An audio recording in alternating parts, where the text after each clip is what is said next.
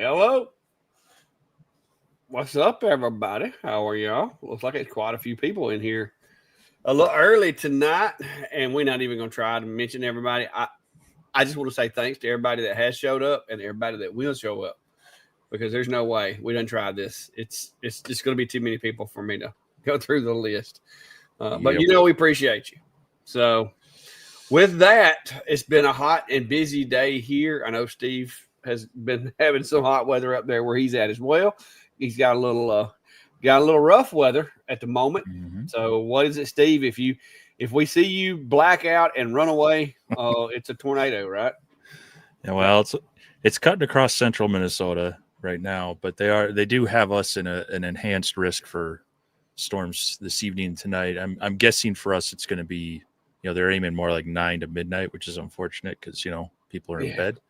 Yeah, but, I hate those late night ones because you always being the man of the house, you got to stay up, and make sure the weather doesn't get bad.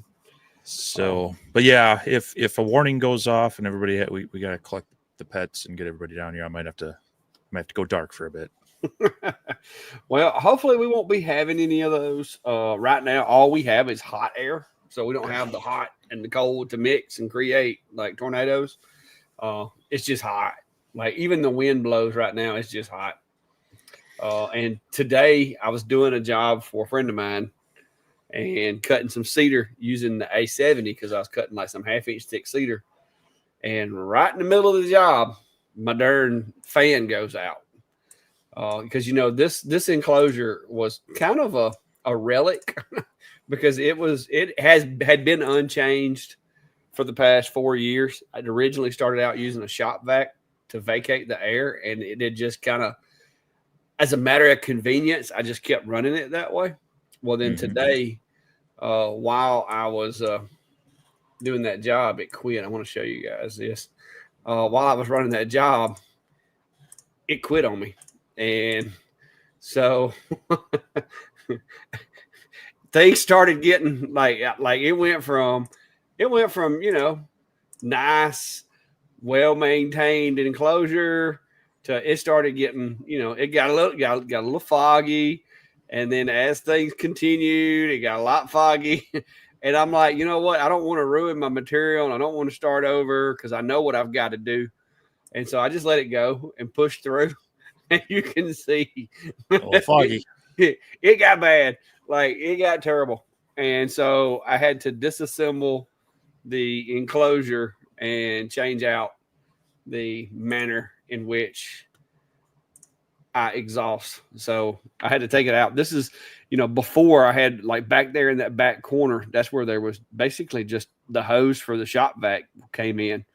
And so I had to resize that, had to tear it apart, resize that hole, and 3D printed myself the sleeve to go through the bottom of the enclosure and have, a place for the 4-inch hose to connect. And the reason I do it in the corner is obviously so that when little small pieces of stuff fall underneath the honeycomb, this enclosure actually has one of those little trays in here. It's not a flat sheet of metal. It's like a little tray that catches all the crumbs and stuff. And so I like for the air intake to be away from, of course, where the laser is. So one, I ain't got a laser going down into the hose, and two, I don't have like little drops and scraps and stuff going down in there. Mm-hmm. As bad. I'm sure eventually it'll suck one or two down in there, but it won't be as bad. So yeah, so I ended up doing like a lot of indoor/outdoor work today. Got quite hot and sweaty. But I did get it completely renovated, and it is back up and going and ready for work. So there it is. Oh, and I made me a new sign to go in there too while I was at it, just testing the air extraction. Let me go grab my little sign I made today. I'll let you call for a second. Well, I tried to spend some time in my shop, but yeah, it's been pretty warm and pretty humid up here, and without any air conditioning or humidity control out there, I didn't want to be pulling in more of this hot, humid air. So kind of spent some time 3D printing, and I'll show you that in just a little bit. What you got?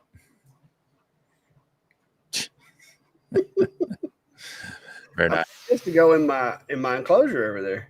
So materials that it's got a little bit of a like almost iridescence to it.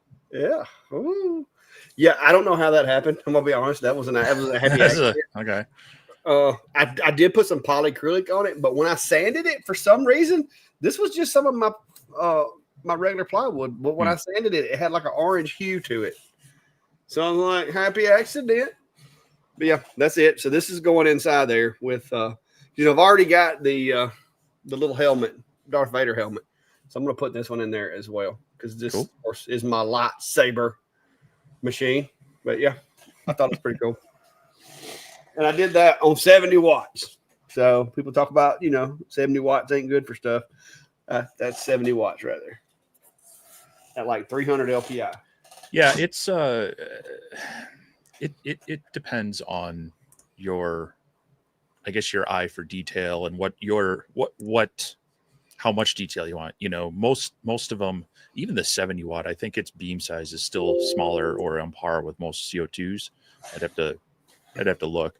And you can still get some decent quality. It might not be the super fine detail that you're going to get on like slate tile or a Norton white tile on like a 5 watt, but for natural materials and such, I think it's still, it's that good enough from 3 foot. It's like in the car, they say from 5 feet or 55 miles an hour, it looks good enough. It definitely, like you said, it's compared to most of your CO2 machines. According to Atom Stack, it's the 70 watt is 0.12 by 0.18 millimeters. So still very small. Yep. So, well, it's cool. And I tell you, I search Atom Stack to get this. I just Google Atom Stack to get this. Let me show you this. Guys, this is the kind of stuff I have to put up with. See, I just searched for Atom Stack A70 specifications, right? It shows me this guy. Like, nobody wants to see that guy. I mean, it's pretty smart to find the best information out there.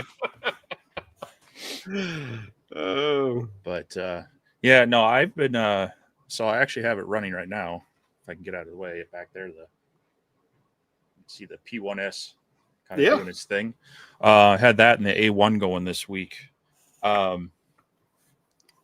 Printing up some more. This is called, I think they call it multi-board. So I've been looking around at some of the 3D printed kind of, organization methods and such. And this one came up with a lot of, a lot of their stuff is open source and ready for remixing. And then they have these snap-in little mounts. You can, anchor these to the wall. They have some that are meant for command strips and such. But these are designed that I think each panel can hold like 70 kilos. I haven't done the math on, imperial units and such, but thought I'd play around with a little bit of this and see how I like that. So I've got a chunk started. Ooh, wow. Too bad you didn't do those in orange. It'd look cool. Yeah, no, that's okay. I've got those started, and I might put a small thing up here in my office, and then I'm kind of playing around with how it might work in at least the basement shop and such, do a little organization. But mostly it's to also give up this P1S a little bit of a workout. Since I paid for it myself, I'm not like under the gun of a timeline to do any sort of content with it. So I want to get some good use out of it before I, put anything out there saying, this is great, this is bad, or otherwise. But Jack says 70 kilograms is 154 pounds. So allegedly holds a lot of weight. And I've seen people hang a lot of things like, drill driver sets and everything off this. And then the other thing is the mounts have these octagon shapes, and these mounts that I'm tossing around actually have threads in them. So they make adapters that will then thread in from the outside, or they'll snap in from the outside. So it's pretty versatile, and just going to play around with that, see how I like it or not. But yeah, like I say, it's been a little too warm in the shop to be dumping any cool air that's still out there. So been trying to do things down here. Yeah, it's 81.5 in here right now, which I mean, that sounds really hot, but the mini split at least has got the humidity pulled down to 40%. Yeah. So it's not that bad. Well, we had midweek, we had a really bad rainstorm come through, and officially, according to the weather service or whatever, they said it was 5 3/4 inches that evening of rain. So a lot of my neighbors right around here were measuring closer to 7. So we got a lot of rain. I mean, my my yard can absorb a lot, but it actually found its way into my shop. Not a lot, but I stepped in, and the entry door that never gets rain. It's usually from the overhead doors. That seal doesn't quite. Yeah. It seeps under there. But there was a small puddle there and such. So of course, now I've got a little extra moisture in my shop. I set up some fans and I was moving air around there. But yeah, it was 80 degrees out there today and 69% humidity in the shop. So I'm just like, no, not today.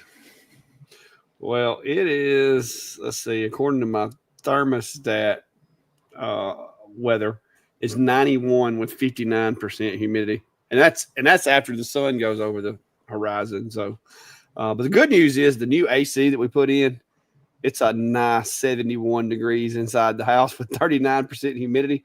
And Brandy was cooking a ham today and doing laundry and drying laundry and all that. So had we not got the new air conditioner put in, we would have been dying in there today. It would have been 81 in the house today. So yeah, I've got some I guess improvements to do on my situation as far as my insulation out here to get mine up to really good efficiency. But for what it is and for how the construction, the way it was constructed, I think I do pretty good with my little mini split. Because like I said, even though it's technically 81 out here, it's very bearable. Now, if you get doing a lot of stuff, you will sweat in here. It's not that cool, but it's definitely better than it used to be back when I had no air conditioning. So the other thing I did this week, I should have brought the actual part down, but I did a little playing with TrueFlat, the lasers, and the UV printer. And so this is one of the bringing it up photos. again, are you? Well, you've been slacking on your UV printing content, so I feel like I got to make up for it. I wonder why. But this is the photo printed on some TrueFlat. That's pretty good detail. Yeah, it does some pretty nice detail. Now this is on high quality. You can do standard and low, but for this macro photography my wife does, I got to bump it up to. I was going to say, you're doing that for your wife. You better put it at the highest quality setting that you have.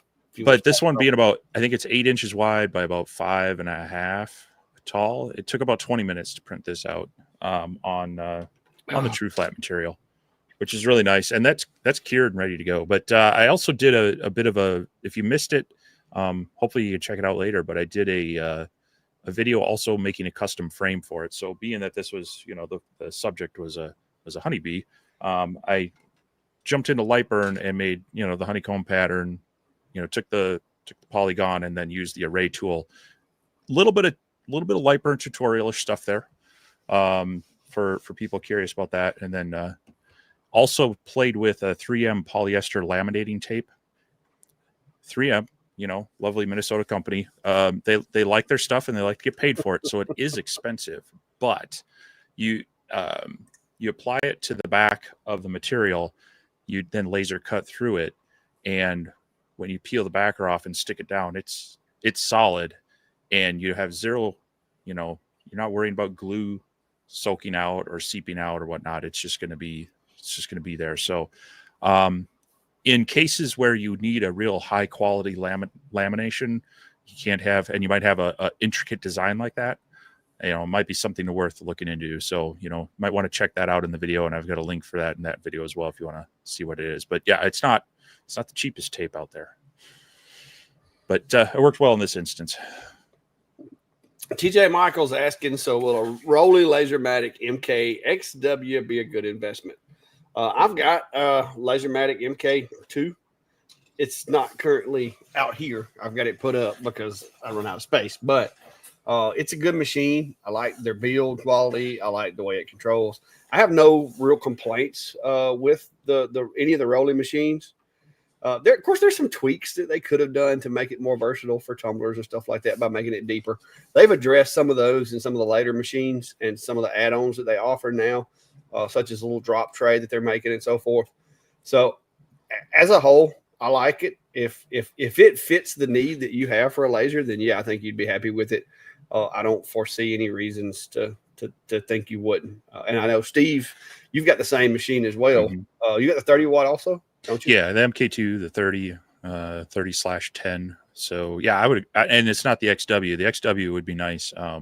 Anytime, that's anytime your budget and your space allows for a larger machine, you might want to consider it, because you might not use the whole space the whole time, but when you do find a job that needs it, boy, it's sure nice to have it. So, yeah. But yeah, I mean, the support you get from the company is really good. The community around it's really good. So unless there's some, like you mentioned, there's some quirks with some of the machines on fitting some of the larger tumblers and things like that, you might have to do a little bit of modding with, some 3D printed risers and such to do that. But it's well, they've done a little more work with that. And I think the XW, like I said, it has the XW has a little wider work area, but like I said, that was the only thing for smaller tumblers. You can do it without any mods or any kind of drop decks or anything like that. With the really big ones, you got to have that. They sell, I think they're selling a little drop-in kit now that you can actually drop the floor down a little deeper. But other than that, like I said, I love mine. It runs good. It got to the point to where it was a 30 watt, and I do a lot of jobs that require heavy cutting. And when I'm doing those, I need the 40s and the 70 watts to be able to do those. And so it kind of got pushed off the front line, but it's one of those machines that was good enough and I like it enough that it hadn't left here. It's still here. I just don't have it on my front line right now. Yeah, I think the one thing I'd like to see in, future models is they've got their routing pretty well for their air. The module tends to stay pretty clean as long as you have your airflow going right, because they've got that 4-inch fan on there that's going to move a lot more air. But the air assist works well. But yeah, I'd love to see something that 40 watt range and maybe a variable speed, or something with just a little more air to it on some items. Not to say it's bad, but it's using that kind of similar pump to a lot of the original 10-20 watt diodes, and I've gotten spoiled on some of the more modern ones that have kind of a Lightburn controlled or not necessarily Lightburn, but their own software will control the variable speed of the air pump. So like I said, these are just like creature comfort improvements. Outside of that, it's being a little nitpicky, but it's a good machine. I think you would like it, especially if you don't have any like major expectations already. Well, and as far as investments, they've done a good job of continuing to support them and continuing to do updates to older ones as possible. Everybody at some point has to kind of like, okay, we gotta move on to the next one, but they haven't been jumping from machine to machine as quick as some other manufacturers. Yeah. All right. So Pureman Finlayson is asking, have y'all seen anything on the new water cooled 120 watt from Atom Stack? Yeah. I know there's a new machine coming with Atom Stack. I don't know how much they want released. And so, but I can tell you that it is a very powerful machine, and it is going to be water cooled. Well, have they released? They've been putting some information out on it already. So okay. But yeah, they. I was trying to see, because I was trying to find if she sent me a date on that. There it is. Yeah, they've already got a website out on it. Yep. So I guess there's no secret. It's 800 by 800, so about 31 inches square working area.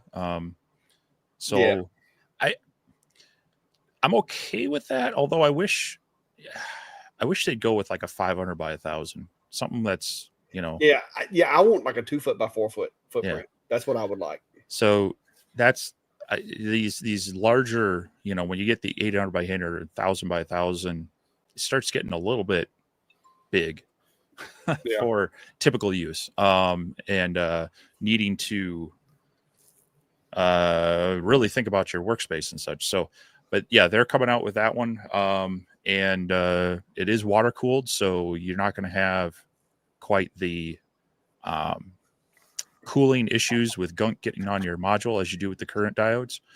You are still going to want to make sure that you got good air extraction to just in general keep things clean. But yeah, it's going to be pretty powerful there. The question is, I'm curious about 120 watts of diode power. Now, are they changing the focal length? Because your typical diodes have a pretty short focal length. Well, I'm thinking it looks a lot like the A70 Pro, and if they stick with the focal length of the A70 Pro, it'll be awesome. Well, because but it has. I'm wanting it to be a longer. I mean, it's going to be a bigger curve, but a longer in focus area. Yeah. Because what's the point otherwise? It's a lot of power on a short distance. So that'll be interesting to see how they handle that. Or it would be great to have like a CO2 laser. Yeah. Swappable focal length lenses. So Yeah. See, this is that cedar I was cutting today, and one pass at like 10 millimeters a second.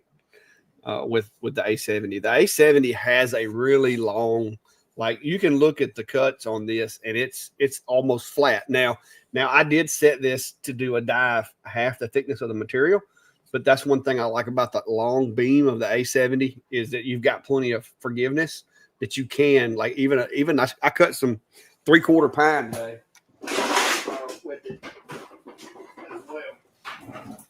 So I had a friend come over and I was showing him the A70 and I cut this piece of pine here with 2 passes. And he's like, oh my gosh. And this is 3/4 inch pine.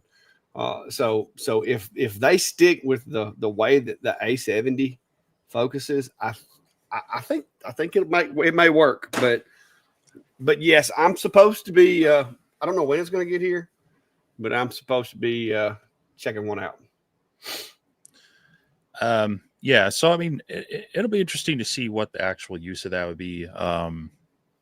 You're talking about thicker cuts and more intricate cuts, because if it's just broad, non-sharp cornered shapes, CNC router is going to beat it hands down on speed and quality of cut. You're not going to have the caramelization. You're not going to have the smoke to deal with and such, but you can't get those tight 90-degree corners and such. So it'll be interesting to see that. ASMR already also they've announced their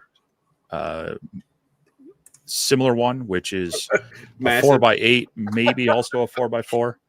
I've heard both. So couple of people joining the party in those kind of higher power water cooled diodes. So yeah, ASMR's machine saying that theirs is like almost 5 foot, it's like 4 foot something, and then 8 foot and some change work area, which is basically taking up the spot of a car. Yeah, which is massive. And that's been my hang up with them. I asked them, I was like, hey, do y'all have like a smaller frame by chance? Because I don't know that I need that in my shop. But we'll see. So yeah, some higher power lasers coming out. But yeah, as Eric mentions, those they burn a bit more. You got a wider curve. And that's one thing I've noticed with the A70. I honestly, for most of my stuff, I'm dialing back to my 40 watts and doing just fine with those on the thinner material. And I guess anything thicker than that, I switch over to the CNC router. So it'll be curious to see what people come up with as the good use case for these above other tools. But there's been higher power CO2 lasers out there a lot. People have used them for things. But the nice thing with the CO2 is it tends to burn cleaner. It's not quite UV clean, but the caramelization it's more caramelized than scorched. Yeah. So we'll see. But yeah, those things are on the horizon, and I'm sure we'll be seeing additional things from other people as we're quickly approaching the holiday season. The local, here's the first sign of it. Depending on what you consider the holiday season, our local mall has the Spirit Halloween banner up coming soon. Yeah. What's up, Cody? How are you? Thanks for dropping in. Saw Cody was out there hanging out in Vegas. Was it this past week? That's right. AWFS. Unfortunately, not all of us are in driving range of Las Vegas. Yeah. Well, I think he said reasonable driving range. Yeah, I think he had his map and it was like 6-hour ride. I was like, man, that's not terrible. It's not great, but it's not terrible. I mean, that's like me driving to Canada. Yeah. So, what's up? Hello, ATB Marketing. Glad you found us. Thank you. Glad he said he found my channel and literally 3 days ago found you through a shout out in one of my videos. Was it when I had Steve on a stand in there? Because like Ryan was talking about it last night, like how every video I make or you make, it's like an Easter egg. He's like, where's Steve? Where's Clag? I've had you hanging on the same laser for a while. Of course, you haven't shown up in some of them that way, but I'm usually shouting out this thing, getting people to come and chat with us on Sunday nights too. So, but, yeah, Eric, CNC, you do need. I mean, really, you need a brain to use lasers as well. But having worked with both and actually starting on a CNC, I would say it was probably easier to pick up lasers. Now there is the fire hazard, and you do need to be careful of what material put in there because you can create some very noxious fumes that are bad for you and caustic to your laser. But with CNCs, there's CNC routers. You got speeds, feeds, depths, bits. There's a lot to. It's not just fire at it and say, well, that didn't work, let's adjust it. There's a lot more variable. It's kind of like jumping from a diode to a MOPA. Now all of a sudden you got 4 different things to adjust and change. So there's a little bit more of a learning curve to it, but we'll see. Hopefully as it cools off, I do have some plans to get some more kind of walkthroughs of some typical projects with a CNC router out on the channel. So you have to learn. People. You have to learn material holding. And I know some people are asking about Milmage. I haven't played with it yet. I know it's still in kind of public beta, but they're planning on launching, or maybe they have. I haven't been paying attention this past week since LVX. I know they talked about releasing it shortly after, I think, but we'll see. From what I've heard, is it works, but it's a bit basic yet. If you're used to Vectric, but if you're coming from lasers and Lightburn, it might be something that really makes sense. Greg, this is a different one. I got a bunch of them. Let's see here. Trying to scroll these comments. I done got behind. We have a lot of flooding. See, a lot of folks in here though. That's good. Speaking of the holidays, apparently Hobby Lobby put out their Christmas decorations already. I mean, it's not abnormal because their sales season is real. When it's like decor and crafts and such like that, they want to have that stuff sold out by Thanksgiving, because that's when everybody's like, okay, time to put. Well, some people are crazy and put them up earlier, but day after Thanksgiving is the legally allowed day to put up Christmas decorations. So their whole, they got to get ahead of that. And even like for the Halloween, I mean, August 1st is coming up in a few days, and that's just 3 months away from Halloween. So fall is going to be here fast. As much as I'm complaining about the weather right now. Well, fall's my season. I'm looking forward to it, but enough of this hot. So, yeah. Hey, I'm getting somewhat caught up. Let's see. D Diggs is mentioning, I was able to use the D140 watt with the rollers, no problem for rolling pins. I cannot figure out how to use the OhmTech polar rollers for them. Any tips? I mean, it's the process is going to be similar, but depends on how you were using the D1. I don't know if you were doing it in light burn or not, but as long as you get the rotary set up right. Now in light burn with the Ohmtech, you might need to do a little bit of calibration of steps per rotation to dial that in, but it should be the same. But I just got the Polar Light, and it was just the base machine, so I don't have any rotary for it right now.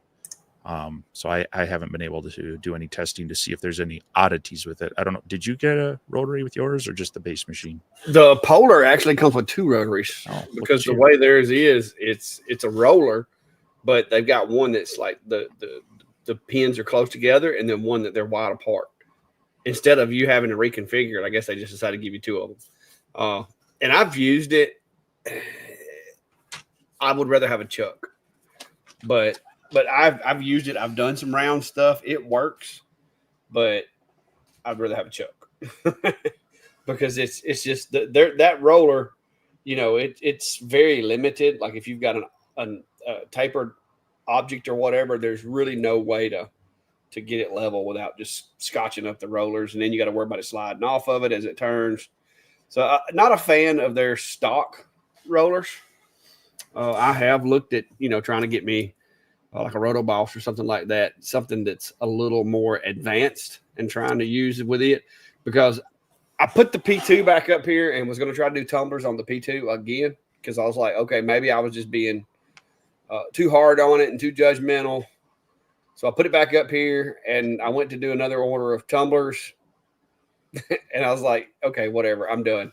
The P2 was just that it is to me, it is not set up to be using a chuck with. The S1 works great with a chuck. The P2 does not. So I've considered putting my Ohmtech, because my Polar Plus is right there. I've considered just swapping them back out to where I can try to get me a better rotary and start doing my tumblers in it, because I want to use a CO2 machine for my tumblers, because CO2 is just so much. It takes a lot of the settings issue away, as you know, because it removes the powder coating without messing with the material. Whereas with a blue laser, you can actually, turn the metal different colors. You can go too hot and cause it to dent and all these different things. So I would do that with the CO2 as well. It's a lot more forgiving, in my opinion. I think it's more forgiving on the coating, so that it's easier to you're not bumping the power up as high. It's more effective at removing it. So it knocks the coating off. It gives you a bigger buffer, I guess you would say. And there isn't the variables on colors. It's if a brand applies a certain thickness of whatever color, it's going to knock it off. It's usually pretty. So it's I would agree. CO2 for the stainless steel tumblers much easier and generally a little faster. So because like all the other machines that I have, the fibers, the MOPA, the UV, if I try to use them on a tumbler, they will all interact with the metal. So I don't really want to use those either, because the UV would probably be the safest one of those. But as you know, you can actually mark stainless steel with the UV. It's slow as molasses, but you actually can. So I'm looking at either getting me a CO2 Galvo for tumblers, or getting a CO2 machine set up with a good chuck for my tumblers, because that's, I don't do as many as I used to, but over the past few years, I've made some pretty good money off of doing tumblers. Yeah, if you can get set up for it and can tolerate it, there's usually some decent money in small run. I mean, you could do larger run orders, but that's when you start having to compete with bigger people. It's hitting that I need a dozen or 24 of them. 25 to 50 is that sweet spot. Yeah, that sweet spot is where you can charge a decent rate to do them. It's not killer on you, but they don't have to order 200 of them.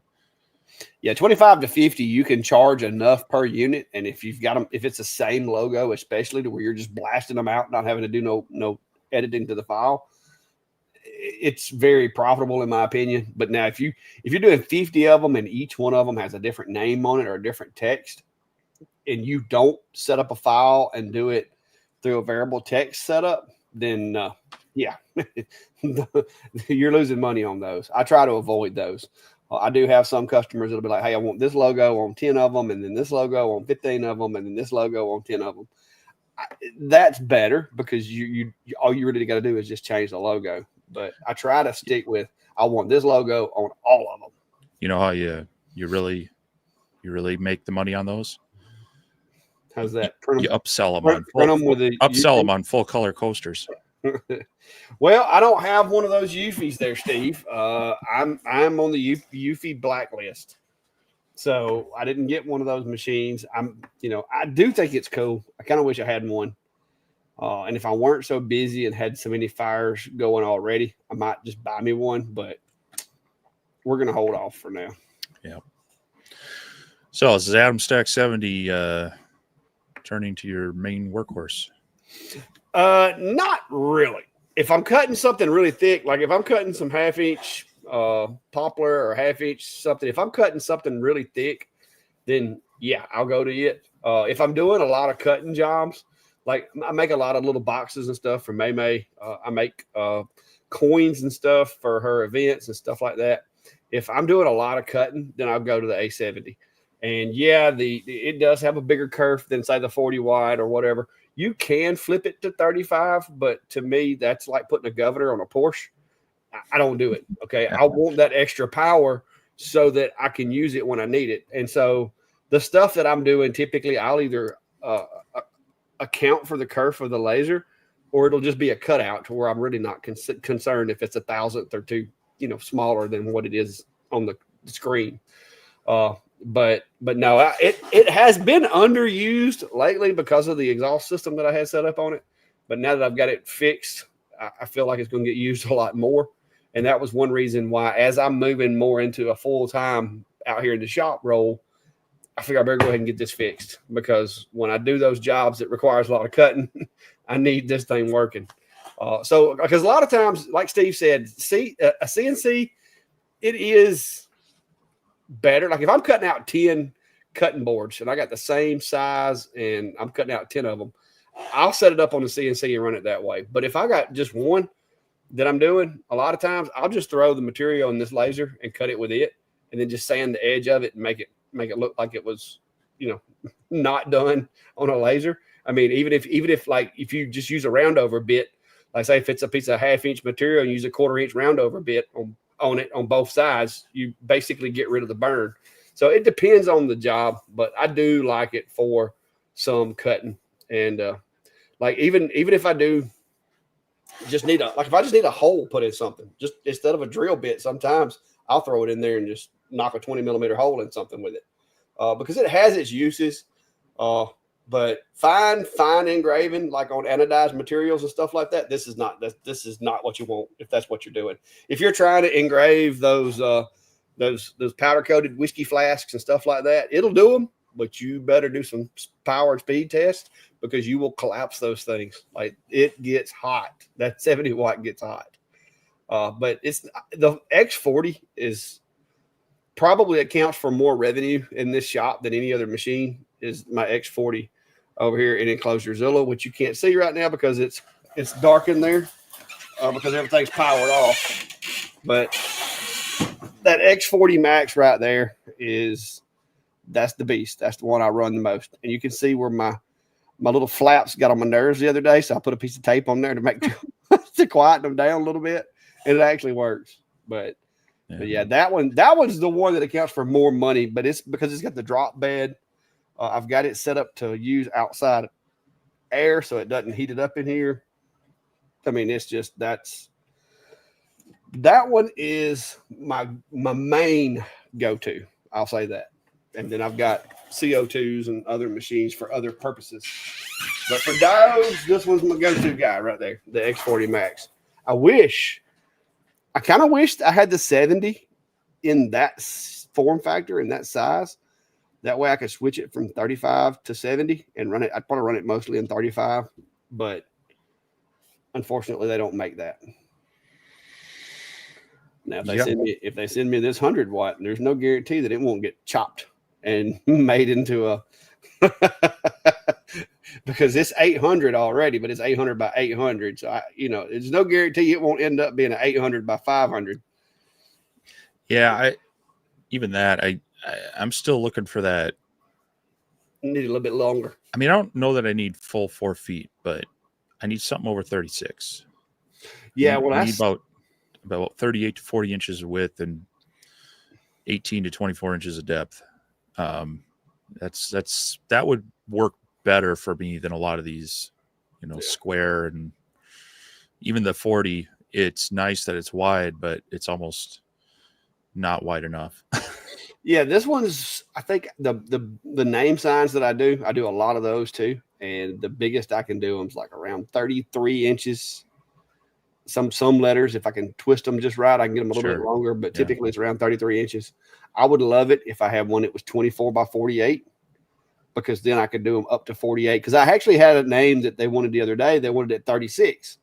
Well, I can't do 36 on my laser, so I wound up having to do it on the CNC, which is not a big deal, but it would have been a lot quicker on the laser because I wouldn't have had to worry about holding the material down and all that. So I really, the 2 foot by 4 foot space that's somewhere that I would really like to see somebody create one that size, because this 8 by 4 I think is going to be a bit more than I need. Got hot again. Here's a good question. News fan 77. When you talk about defocusing your laser, are you saying the laser head should be closer or further away from the material? Generally, we're saying bump it up so it's a little further away. And that's just going to spread out that focus point a bit to where it's not as harsh and it's just a little bit wider. So you got to kind of balance it out with your line interval a little bit, but it's not going to be as harsh of an engrave. And so, especially when we're talking about tumblers, it gives you kind of a little more power variation to work with, as opposed to going from, 50% power is not enough, 55% is too much.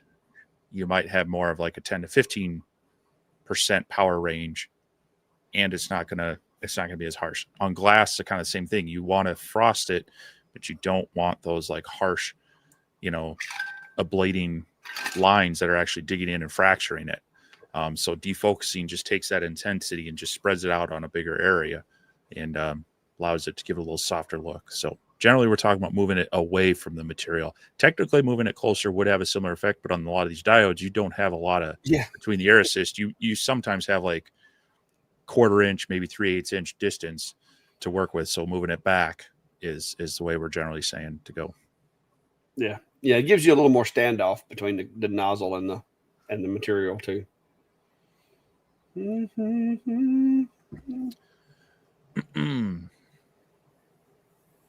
Let's see here. Boy, I really spoke up a lot of conversation about Christmas. Yeah. Eric's saying, I wish they would come out with a dedicated machine for Rotary, something that automatically measures circumference, etc. One button. That's I saw one the other day. The Eufy with their attachment, they have the dual lasers that do all the measuring and such.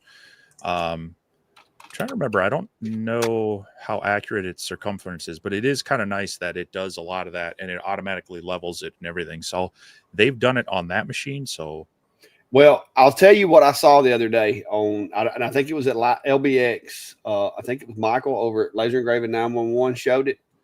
One laser has partnered with some company, and they have made a CO2 machine that looks like a little refrigerator, and it has a like a Roto Boss chuck in the bottom of it, and so the tumbler like sits like upside, like you can put it in like standing up instead of laying sideways, and the laser gantry is on the side, and so it actually has auto focus and everything set up on it. And he showed it the other day. It was one laser and some other company partnered with it. And I think it was in Michael's walkthrough that he did of LBX. But that thing looked very intriguing for doing tumblers. Like I was like, okay, there's my tumbler machine.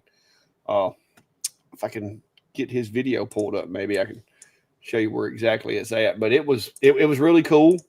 And I don't know if it's like available yet, but whenever it gets available, Jason's saying one laser vertigo. Do I now? One laser vertigo. That's what Jason at S&J Custom just put in chat. Is that what it's called? Okay. It was very interesting looking. Vertigo. Yeah, there it is. Yeah, here it is right here. Let me get my screen share pulled up here. But because I remember thinking to myself, that would solve the problem of tumblers. So, yeah, this is it. There's the gantry is vertical, and then so there's your chuck. Like it's got autofocus the whole 9 yards. So does it automatically tilt, or do you have to do that if it's a tapered? I think it has an adjustment. I don't think it's automatic, but it looks like it's basically just got a roto boss or something clamped into it down there. See that big knob? I think that knob's where you would adjust your tilt. Down at the bottom, that right there, that big butterfly looking nut. Mm-hmm. I think that's where you would adjust it. But it's got the speed of an RF laser, but it's task built for rotary stuff. And so I think that's a really, really good idea. So interesting. Yeah. If you're doing a lot of tumblers. I saw that and I was like, okay, there's my guy right there. If I start doing tumblers a lot, I would love to get my hands on one of those. But that looks substantially smaller than the one that was in the video a minute ago. Yeah, maybe it's an AI photo. Oh, I don't know. That's not too bad. Maybe it was just a short guy running it. Say, maybe it was a perspective, but yeah. But that's wide angle lens or something. Yeah, that to me is the most innovative like tumbler machine I have seen. Which I say tumblers, you could do other stuff with it, but it's a pie burn. That's what it was that they used. But it is definitely task built for doing the stand up rotary stuff. Yeah, I mean that looks cool. I'd still love to see like someone make like what they have. I mean, you'd have to build it into laser because the Eufy has lasers at specific height and they actually cross, and so they can detect both the angle and then the height and even the taper. So there you are, Eric. Somebody's come out with one for you. I don't know about measuring the circumference automatically, but I mean, technically, if it knows where the center of the rotational axis is, right, and it measures the surface to probe it, then technically with a little math it could determine the circumference. It should, but I don't know if that would require proprietary software. I don't know if I don't think Lightburn's going to be geared up to do that, but not yet. But for something like that, if they had a decent software that was just for that machine, I'd run it. You know what I mean? So so if one laser happens to stumble across the video and decides they want to have that thing tested, I'd love to test it. Yeah. Dennis is asking, is there a difference in the electric consumption using your A70 compared to like a 35? My opinion, because I'm not really, I haven't tested it, but my opinion is obviously if you're doing the more wattage the module is outputting, the more amperage it's going to draw. The voltage should be the same, but it should pull a little more amperage. I mean, yeah, your overall consumption. I don't think you're going to notice it on your power bill. Oh no, not on the power bill. But technically, yes, there's going to be a little bit higher. I mean, you could just look at the power rating of the power supplies on them. I'd have to run out to my shop to see, but the one for the 70 is a pretty impressive brick. It's also a dual 12 and 24 watt or volt. That's 36 and 24. Is it 36 and 24? Yeah, because I just had to plug it up earlier. So yeah, it's dual voltage output, so it's definitely going to be pulling some more wattage, but it's not going to be something you're going to necessarily notice a big increase in your power bill. But yes, there is a difference in the consumption. So. Yeah, no, I was just thinking like as far as the circuit goes. But now you should not have any problem running on a residential, just a standard 15 amp circuit. It's not that. It's more along the lines of like a high performance laptop, like a high end computer or something. But yeah, it's got a 36 volt output, a 24 volt output, and then it's got a 12 volt output that goes to the air assist. So it's got all three systems on board on that machine, like on the side of the controller. It's got I don't know why they did. I guess they did it. So yeah, the overall the max power consumption of the A70 would be 360 watts between the two. So yeah, it's less than your desktop computer. Most of those have some of the smaller ones have a smaller power supply, but your typical gaming computer now has like 700, 800 watt, even 1,000 watt power supply on up. Your typical desktop is going to have maybe like a 4 to 5. Laptops be anywhere from 65 to 100, maybe 200. I did have a 200 watt power supply on one of my gaming laptops, but yeah. So yeah, it's not. It is higher, but it's not. You could run multiples of those on a typical residential circuit. Yeah.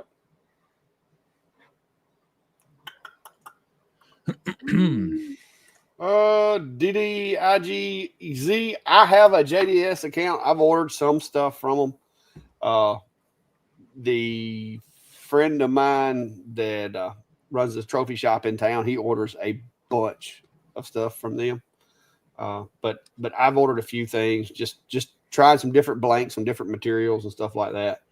But it's not something that I do a lot of. But like I said, my buddy Tim over at the trophy shop, like he gets deliveries from them about every day because he does a lot of trophies and like the clear ceramic, awards and stuff like that. Not ceramic, acrylic, those kind of things. So it's getting close. Woo! You got your helmet ready? You could go ahead and put your helmet on if you wanted to. We wouldn't make fun of you. No, that's I got my motorcycle helmet, although I should probably just get rid of it because I haven't. I sold my last bike 3 years ago now. What's up, Rick? I wonder if Rick's made anything yet with his CNC. My money says no. Here's another one for you. Jeff's asking, when engraving baseballs on F1, did you ever run into a baseball that would not darken? Most baseballs did fine, but the final one never darkened when engraved. I have it, but it wouldn't surprise me. I mean, because especially if it's a real, which I don't, some of those are real leather, some of them weren't. It depends on which ones you get, but it wouldn't surprise me. Sometimes you have blanks. I've done batches of stuff and like had 20 of them do perfect and then one that just would not burn using the exact same settings right in the middle of the batch. So you're going to have those one-offs every now and then. And that's why I tell people a lot of times it's risky when you only have one of something that somebody's wanting you to engrave and it's something that's expensive. It's risky. You got to be willing to accept that risk.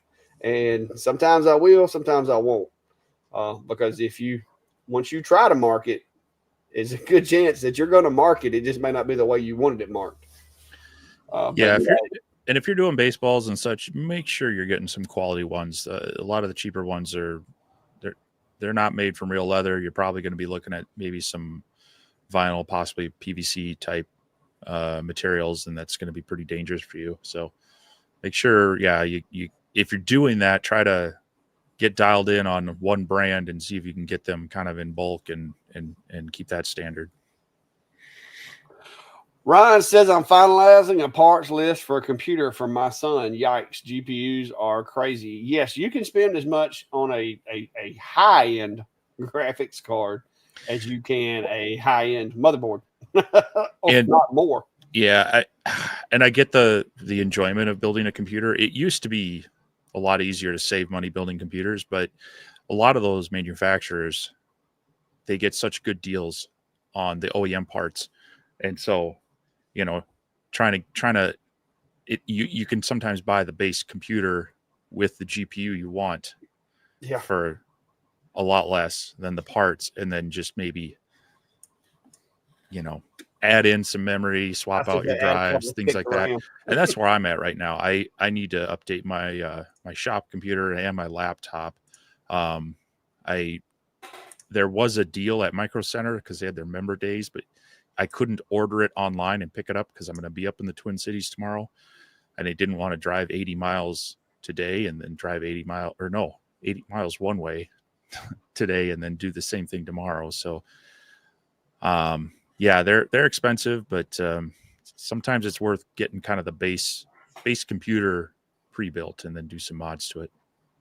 Yeah, I'm gonna be honest with you. I have worked on like computers, and I can go on Amazon and spec out one of those Dell gaming desktop computers, and just add a couple of add-ons to it, like maybe an extra PCI USB slot card, and throw in a good Wi-Fi 6 card if it doesn't come with one or whatever, and get it a lot cheaper than I could if I built it from scratch.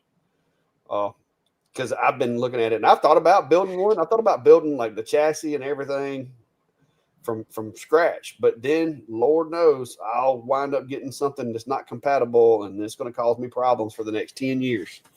Because even though it says it's compatible, doesn't always mean it's compatible. It'll have gremlins. So I'm leaning heavy right now. Dale is going to build my computer. I'm going to spec it out with like 64 gigs of RAM and a mid-grade graphics card. And I'm going to throw an extra PCI, which I've got one PCI card for USB in here already. But I'll add a couple of things to it and then just go with it. So cool. Yeah, Chris, it is hard, but even if I still had the bike, over time those helmets get all that UV exposure and they break down. So it's good to replace them after time anyway. So I had that one for a while, and if I get another bike, I'll probably just get a new helmet. So I should probably just stop storing it.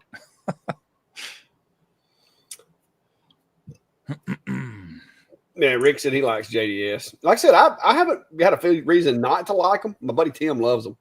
I just don't order as much as he does. But now he does, like, he'll do like 500 awards for this agency or this school or whatever. He'll do like 300 of these or 50 of those. And so he orders a lot of acrylics and stuff. And I can tell you that those acrylics from JDS, if you put those on a Thunder bolt, you can make some nice looking engraves, because that's what I end up helping him with a lot up there is those.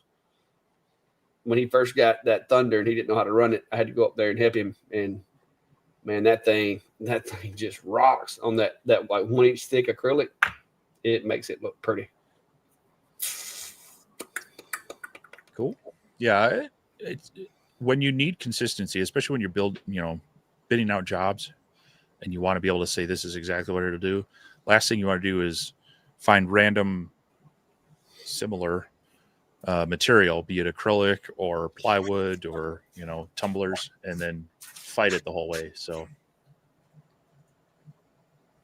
I thought I had one of those awards over there. I probably do. It's buried. David's asking, I paint before lasering with Rust-Oleum ×2. I'm thinking of switching to acrylic from a toothpaste-like tube. Any opinions or hints on this? The application is going to be the trick there. With a rattle can, it's already kind of atomized and it's going to lay down on a nice spray. When you have it coming from a tube like that, you either got to get your own sprayer or figure out a really good method for applying it, because the even coats is what really matters. Whether it's trying to mask it for glass or doing the layered stuff, if you've got varying depths, it's going to be hard to dial in your settings and get a clean engrave. So you can do it, but you're going to want to probably invest in some sort of like airbrush or paint sprayer. Yeah, that would be because I've tried all kinds of different painting, and the Rust-Oleum, especially the 2X, it's just easy. There's no cleanup. You ain't got to clean a sprayer. You ain't got to worry about, do I have it thin enough? Is it too thick? Is it too thin? I mean, you ain't got to worry about, I put too much paint thinner in there. Well, it's just easy. You just rattle it, spray it. So there are, even though using it from a tube may seem cheaper, like when you're buying your material wise, like buying your stuff, by the time you figure the added time of cleanup and prep and all that, you'll probably find that it's cheaper to just go ahead and buy the rattle can. Yeah, but there might be other reasons, such as You know, like if you're trying to cut down on the solvents and such that you have to use, like if you're using a lot of people like to use the chalkboard paint and other things where you got to use like acetone to clean it off glass. It works, but now you got to use another chemical to clean it up. And so like always try to find the balance there of something that's less, less harmful in all the things I have to use. But yeah, I liken your comment to people that try everything but the marking spray. You can do it, but the marking spray, it's a little expensive, but it works. It works well, and it's an easy cleanup. So you save a lot of time that way. So he says he's putting the acrylic down with a roller. Yeah, if you get like the foam roller and it's a clean surface, you can get a pretty even coat. That's your biggest thing. Just however you get that even coat, and what is your time cost, supplies and such to look at. Definitely less overspray. So if you're doing it like indoors and you don't want that overspray in the shop, that's another good reason to do it. But the key is that nice even coat. Yeah. Here's one for me from Santa's Laser Engraving. Other than your original MOPA Montboard GA30 video you first put out, any more coming or additional thoughts? They've got one coming. I used it on a bunch of projects. I think I did a few project videos with the GA. It's probably not. It's probably not the GA30. Is probably not in the title. It's probably just a project video. It does a good job. The autofocus on it took some getting used to. You'll learn that the autofocus, you have to pull the material out to the front of the work area, focus it, and then slide it back. I don't know why they did that, other than the fact that there's this big galvo lens up there in the way. So maybe that's why. But no, it does a good job. Montport had talked to me about upgrading it to a more powerful fiber, but they never followed through on that. But it'll do anything that this Ohmtech 60 watt does. It just takes longer. You can do deep stuff with a 30 watt as long as you got like hours of time. You can do the colors and all that. It just takes longer. That's the biggest difference I'd tell somebody. I mean, if you're trying to cut like real thin pieces of material, both of them will do it. It's just going to take more passes with the 30. But now also you got to remember, like cutting real thin metals, you can't overheat them too much or they're going to start warping and jumping and popping. And when they do that, they're no longer in focus. And so now the laser's not doing anything to them. So it's a balance. I don't have any complaints with the GA. It's still, like, you can see it sitting right there. I don't use it as much as I used to, unless it's a material that I have settings in my library for the GA, and I don't have it for the Ohmtech. Sometimes I'll still use it if it's a one-off, especially, so I don't have to keep testing materials. I've gotten here lately to where that's kind of my go-to, even though it's a little slower with some things than the fibers. I'm getting to where I'm heavily dependent on that UV because it's just so forgiving. Like I haven't overcooked anything on it yet. You know what I mean? It's like that. It's like that slow, steady grilling. You know what I mean? There's no flare-ups. With these other machines, there's flare-ups. Like it's like when you're grilling. But with that machine, it's like cooking on a smoker. It takes a really long time to screw something up too bad. You know what I mean? So but the MOPAs, there's a place for them, especially if you're doing stuff with metal, like steels and stainless and stuff like that. I need to do more of that, but nobody's bringing me that stuff. I got one guy that I'm supposed to be getting up with that's wanting to bring me a knife that he bought while on a trip to Alaska, but me and him can't seem to get our schedules worked out. Keith's asking, on a CO2, is it worth doing a grayscale test to find your sweet spot as it is on a fiber laser?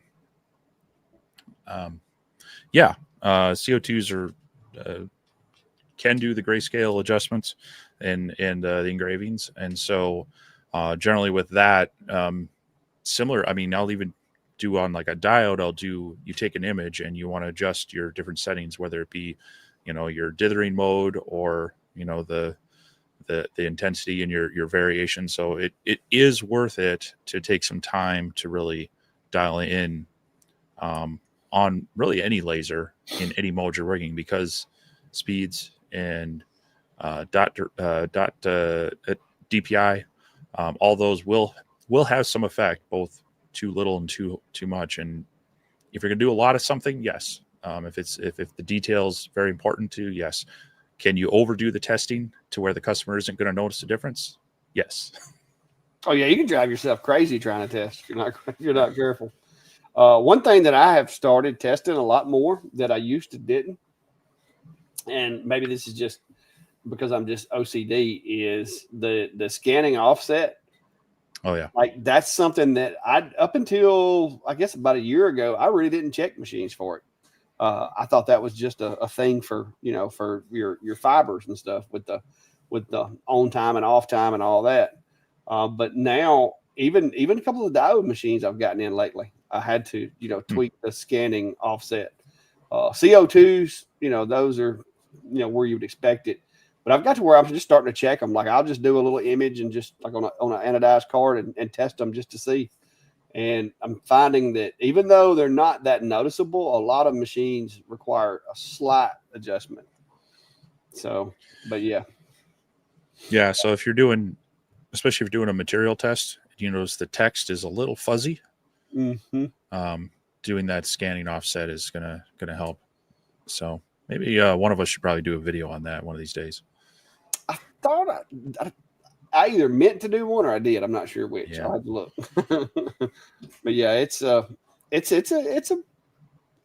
unknown setting that like I said, you don't hear a lot of people talking about it in the diode world, more so in the CO2s and the timing offsets and stuff like that in galvos. Of course, that's everywhere. But yeah, the even the diode machines sometimes have issues with that. Chuck's asking, David, do you flip the chrome tray over when doing tumblers? I don't know which machine you're talking about, Chuck. If you're talking about the P2, I don't use the P2 to do tumblers because it's terrible. The process is just terrible. Tim's asking, live in Ohio, and should I be worried about laser coolant water freezing during winter months? Yeah. You can add, you want to use the non-metallic. So I get the stuff that's meant for winterizing the drinking water tanks in RVs. So it's like an RV antifreeze type of stuff like that. And that'll help. Also keeping, if you have a chiller or you have a pump that you can keep the water circulating, that will also, moving water doesn't freeze as quickly as stationary water. But yeah, I would be taking some precautions to try to figure out how to make sure that it's protected best from the freezing elements, whether that's a small space heater, or, if worse comes to worse, draining the tube. The other thing you got to be worried about in winter is if it's cold, if you're sitting there just above freezing, say you're around 35 degrees, 40 degrees, and you fire up that laser and it's going to start heating up the tube, it's going to start heating up the air, you can get some condensation going really quick on that thing. So running the laser in cold temperatures and then, hitting it with higher temperature from, heating it up because of that process of the laser can cause problems besides just freezing water. So whatever you can do to try to do any sort of climate control to protect it is going to help you out in both ways. Yep. Chuck said he's talking about the P2. And no, Chuck, I've tried it every direction, every way that you can. There's no way to set I can't get the way that it uses the laser to set the height of the tumbler, and you have to have the tumbler set under the laser for it to determine the tie. It's just a hassle. And then you can't really use a jig because you got to move it every time depending on the height of the tumbler. It's got to be up or down, and and the way that they've got the increments to like, it's like, what is it, an inch and a half, where you drop the tray, drop the tray, drop the tray. It's so cumbersome. The last time I tried it, I messed with it for about probably 30 minutes, and it was just so much of a hassle and so much of a headache, and things were moving, and I just went back and used my S1 because I was just like, this is not, I don't like this. It's not secured, and I don't really like the way XCS does rotary stuff on the P2, the way the screen's set up and everything. I like it better on the S1. I don't know, the being able to use current position on the S1 is just so much better than trying to do absolute coordinates on the P2, in my opinion. So I just I just quit using it. I was just like, I'm done. I'm having too good a luck with my S1 to be taking a chance on messing up a $35 tumbler with that P2, because I was doing those big the big, looks like Stanleys, but they're not Stanleys. They're I forgot the name of them now. Mammoths, and they are expensive.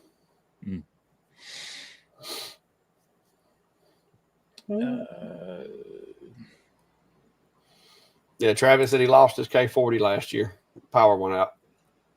12 degrees for a week. Yeah, that'll do it. Yeah, Miles, I did show that I had to adjust the settings on it, but I really didn't do a walkthrough on the process. I think that's what Steve was referring to. But I may something that's a little more easily searched for, Yeah, I may not have done one, but yeah, that would be a good machine to demonstrate it on, because I had to set it on it because it was, and I've never had that really that often with diode machines. But yeah, I would say it's a less common on diodes because they tend to fire a lot faster, and they don't need, like, the ignition power of a CO2 and the slight nanosecond delay kind of stuff that can cause that. But I definitely on a lot more of the CO2 lasers I've worked with, I've got to play with it. So yeah, I think it may have something to do with their little OS that they got on there, their Algo OS or whatever. Kind of a handoff between Lightburn and it or something, maybe. I'm not sure, but it definitely had to be adjusted, because at first I was just like, oh my goodness. Apparently Brian's insinuating I have a YouTube channel and I can make it. Yeah, he likes the technical stuff now.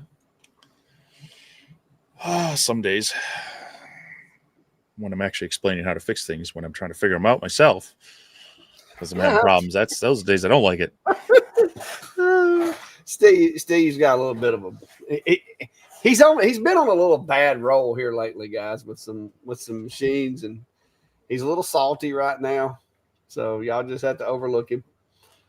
Well, not overlook, just excuse.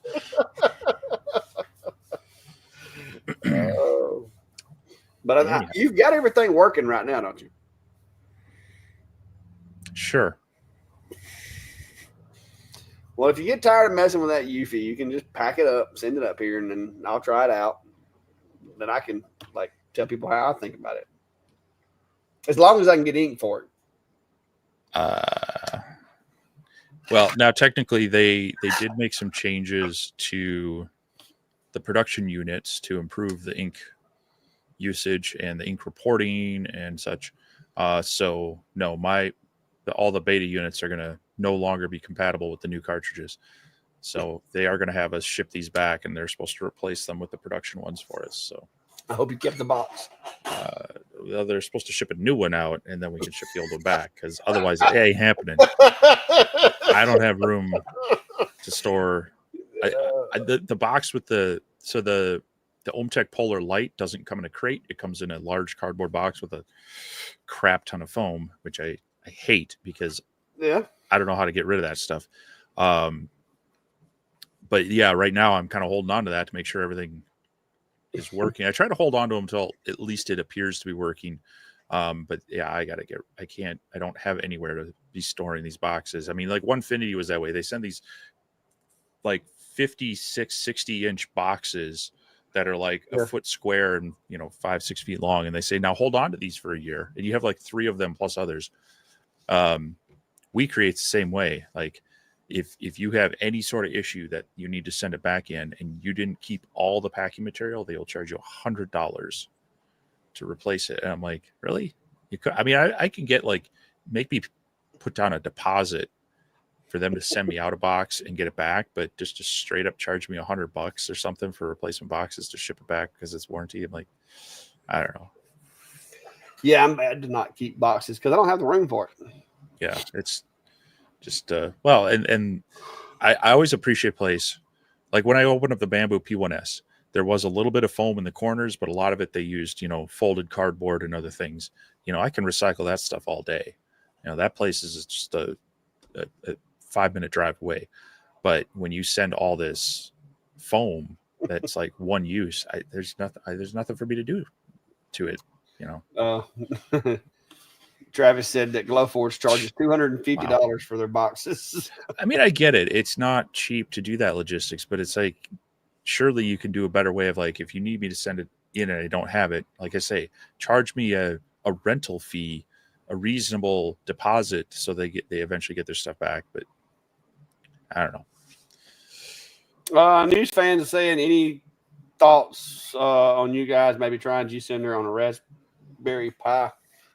I don't fool with them myself. I use little mini computers, little mini PCs. I've heard some folks say that they've done it, but that's not something that I really care to be doing. Oh, it's kind of like we've talked about before. I'd rather just be making stuff. I don't want to be working on it. Here's an older one. Yeah. I don't know. I do have, and that's kind of funny because I have this box of miscellaneous things for that, including somewhere in here there's some stepper drivers. So this is a project that was at one point trying to play around with some of that. But yeah, no, that's where you enjoy the tinkering, because right now it's pretty easy to get a functioning cheap CNC or laser to even gut and build your own stuff around. So you got to kind of enjoy it. So it's probably not something I'll be playing with in the near future, but it interests me. I love reading and looking at it and seeing other people do it, but I just don't have the time to it's kind of like building my own PC right now. It's like I don't have the time.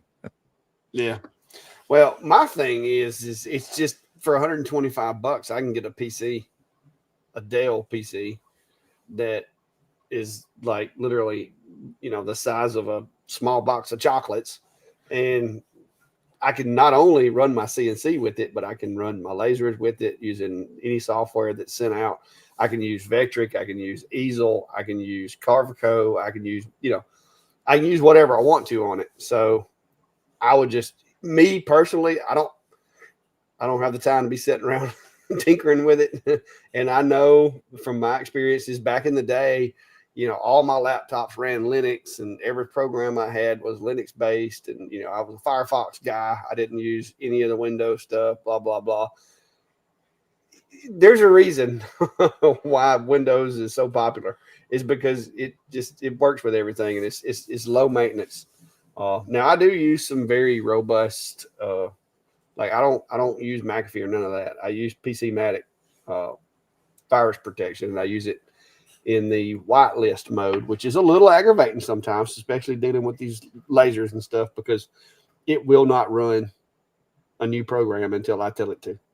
So it's a little different, but it's worth it to me to not have to deal with, buggy computers or viruses or anything like that. But yeah, I used to tinker and play with the computers and do all that kind of stuff. And I'm not saying I won't ever again, but right now I got too many other sticks in the fire. And like I said, that computer over there that runs my CNC, I paid $125 for a refurb Dell on Amazon. And I mean, it runs like a champ. I put a wireless keyboard and mouse on it and using the TV as a monitor, and I'm good to go. So It's not something that I'm against, but. So Rick S says, new to lasers here.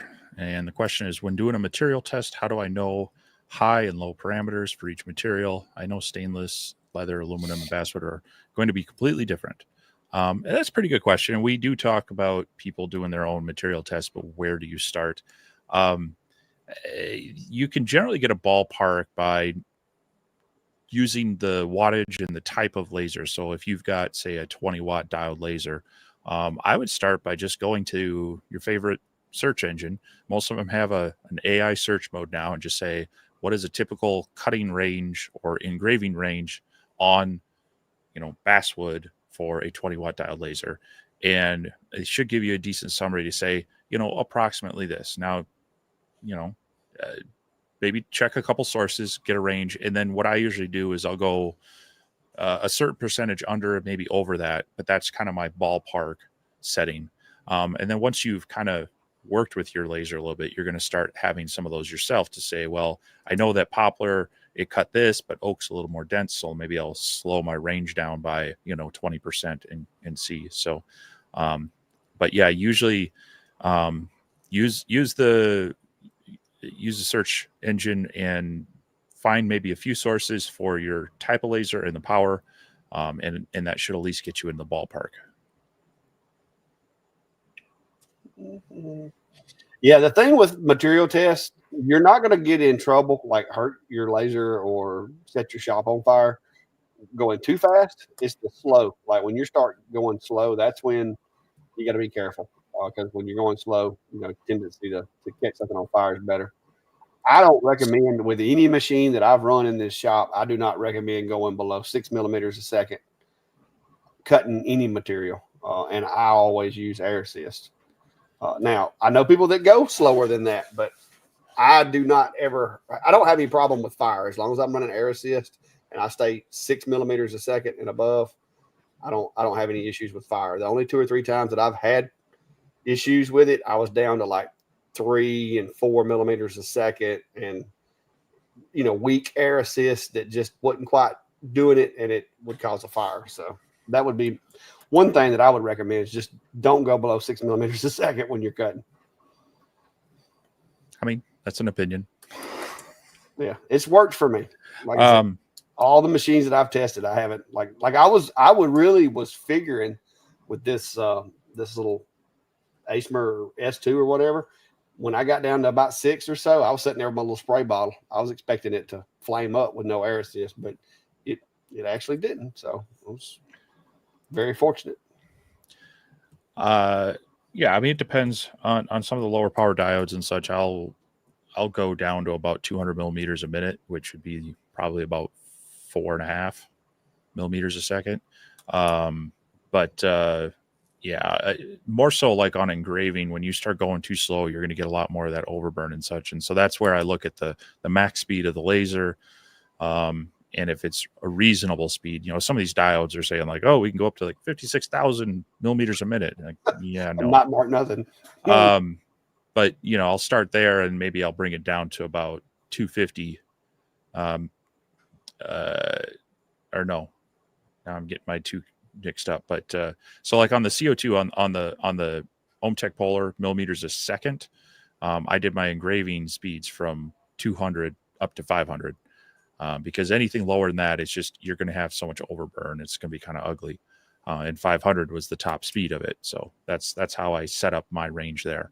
Cutting is a little more tricky because you're trying to actually get through the material, and yeah, you might end up going lower. But also remember, in those parameters, you can set up number of passes as well. So if it's not getting through and it's going too slow, you can change your settings to then bump that speed back up, but maybe add a couple passes. So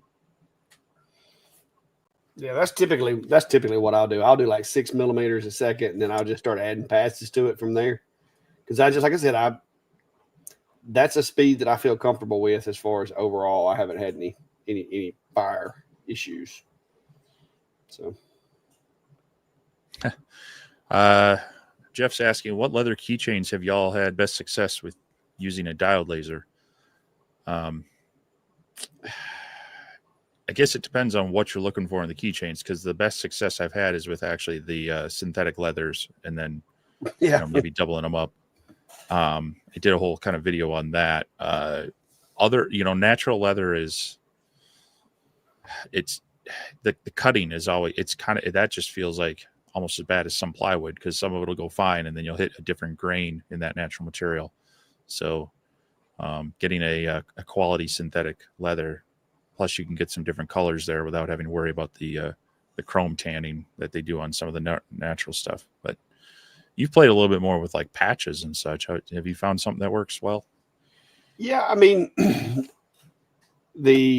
I will say, if you're doing the pleather, I like the IR machines, like the IR galvos and stuff. The diodes can do them, but a lot of the pleather stuff, you got to be careful, because it'll end up being a melted mess. So you're going to want to start real easy with your settings, and then just gradually work your way up. I've got a few that I got from Amazon that work okay. I mean, they're not, and I thought I might have had some of them laying around here, but they're not sitting here. And they came out all right, but it's doing regular leather. I have pretty good luck with it, and I got some leather stuff somewhere, but I ain't got it here. I got videos on it. I actually have made my own keychains using like rawhide, rather regular, just cutting the leather, but it's very labor intensive. I mean, it's a cool product once you get it done, but it's very labor intensive. It's better to just source some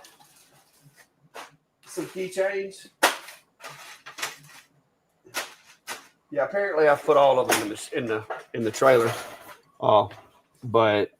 But yeah, I'll have to dig through and look. But I've got a few in my Amazon shop that I've used, and I've got a couple of videos that you can go look at. But it just depends on what capabilities you have with the machines. The diodes, like I said, it's all about the settings. You're gonna have to get some extra ones to do some setting testings with. But you're not going to want to go too hot with it, because a lot of those things, it's not real leather, so it's like this really fine mesh with layers of who knows what on top of it. And if you're not careful, you'll go all the way through the mesh and basically just burn a hole through it. But I've got some videos on some of those things that I did. It's just, like I said, with the synthetic leathers, you really don't need a lot for the engraving. Yeah, it's a low power job, and just play with your line interval to get the top coating off, because otherwise you do blast through. So, and like Travis Dark Force May says, is you gotta be careful with leather. Same thing with acrylic. Your neighbors are going to be less. Oh yeah, they're going to be less happy to smell those than just maybe your normal wood. so definitely check that as well. Chuck's asking, what virus software do you use? You already mentioned yours. I'll be honest, the typical person nowadays, if you're running Windows Defender is really all you need. A lot of the others, unless you're doing something specific, they're just robbing resources from your computer. And Windows has put a lot of effort into Windows Defender. But you do have to go through their security stuff and try to make sure you enable all of their stuff to really add some protection. So, but that's my recommendation, is for the average person, just with Windows, just roll with that. And then Kevin's asking, I have a new laptop coming this week. I need to move all my CNC and XCS files from one to the other. Suggestion. Well, what I would recommend to anybody, whether you're getting a new laptop or not, don't store all your files on your laptop, especially a spin drive. You should have at least one backup source. And I would, now this day and age, pick your flavor of some online cloud storage, be it OneDrive from Microsoft, Google Drive, Dropbox. They all have varying costs and features. I actually use them just because I might be working on files down here and I need to run over to my basement workshop or out to the main shop, and I just store everything. My default to save my files is out in my Google storage. That way it's all synchronized there. But the big thing is while you're planning to move from one laptop to another, there are the unplanned moves where something happens to your drive, something happens to your laptop, you lose it. I've had friends with business like their design files, and all of a sudden it's gone because they didn't have it backed up somewhere. So I would look at minimum some cloud storage for the convenience, as well as it gives you a backup as well as an offsite backup. You can have, if you've got external drives that you're storing them to, that's great until there's a fire that destroys both your computer and your backup. So it's really best to have it offsite, online, and maybe also have an offline one in your area or something. But I would just recommend at minimum just go with some cloud storage. Yeah, I use it's not a NAS, but my network, my modem in the house, my router actually has a connection for storage. So I use that with this computer out here. So I've got a network location, as well as my machine that I'm on now has a RAID and has plenty of storage on it also. So that way it's in two different structures. Now, tornado hits me, I'm probably toast if I can't find everything, because I don't have it set to sync outside currently. That's probably something I'm going to do eventually, but I've got plenty of storage on Apple that I pay for, as well as Google. So I just don't have it set up currently to have any kind of backup software going outbound yet. Yeah, well, it's we have two campuses that are about 40 miles apart, so we do our backups that way. Well, we also do them to the cloud as well, because if we lose both sites, I'm probably not worried about. That's a pretty major disaster. I'm not worried about work at that point. I'm yeah, that's kind of my thing. If if I lose my house and my shop, I'm gonna be starting from scratch anyway. So, but doing the cloud storage makes it easy you can just let it kind of tell what files to sync, let it do it over a day or two, and then when you log into the new computer, you can start pulling them down. That way you've transferred them, but you've also got your online cloud backup. So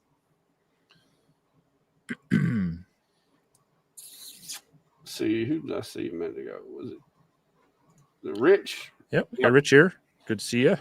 Rich recently did a video on a DTF printer, a little bit different than my UV printer, but another thing to check out if you're wanting to kind of mix in some color into your creations or doing some apparel stuff. So fun stuff. Thor's asking if either of you engraved aluminum business cards, or what was their thickness? Depending on what you consider engraving. I've done a lot of the coated or anodized aluminum cards. A lot of times the machines will send you like some sample ones, and they're like, I forget, they're the super thin ones. And those are okay, but first off, they're fragile, and they're also really easy to get your settings too hot. And they're the ones that are going to curl a bit. Yeah, they'll ball up like aluminum foil. But I think now they cost a little bit more, but what is it, like $0.5 mil? Yeah, they've got some 0.5s that are, they're pretty stout. Yeah. So yeah, if you're, if you're just handing them out as business cards, you might want to go with the thinner ones around 0.2 or 0.3. But they are a little trickier. They're more likely to move. They're more likely to curl depending on the machine. It is nice using the thicker ones, but you are going to pay for it. Yeah.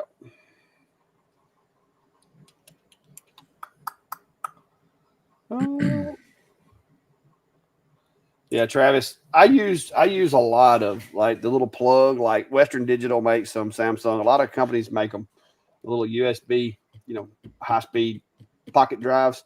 Those are really handy, and you can do like periodic backups with one of those and keep it in a safe place, whether it be in a safe, a lockbox, or whatever, or you can have it off-site. You can put it in your safety deposit box at the bank, whatever.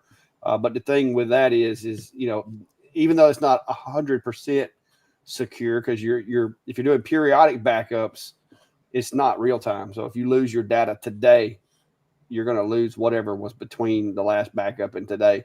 But with a lot of the software and the things that I do like about cloud, and I'm a stickler about cloud storage because I think everybody's trying to push everything to the cloud because it just the return on investment for cloud storage for them is just so great. But the thing about cloud that I do like is that it's basically real time. So when you save a file, if something happens 10 minutes later, it's backed up. So that's one advantage to it. So I do periodic backups, especially when I do events because I have to back up my files and transfer them over to my laptop that I use at events. Because sometimes I'll have files saved here that's not on that laptop because it never gets turned on. It just stays in the trailer. But I do periodically back them up to that too. But when I rebuild my next computer, I plan on, which is I'm gonna be doing it in October because I'm running Windows 10 right now. When I build my next computer, I'm gonna redo my file storage and backup setup. Because when I set all this up originally, this was just my little side hustle, and I had just a handful of files. It's gotten a lot bigger, and it's a lot more of a big deal because I've got documents, business documents, and stuff like that on there now that I need to keep up with. So it's how much have I got in there right now? See how much it says.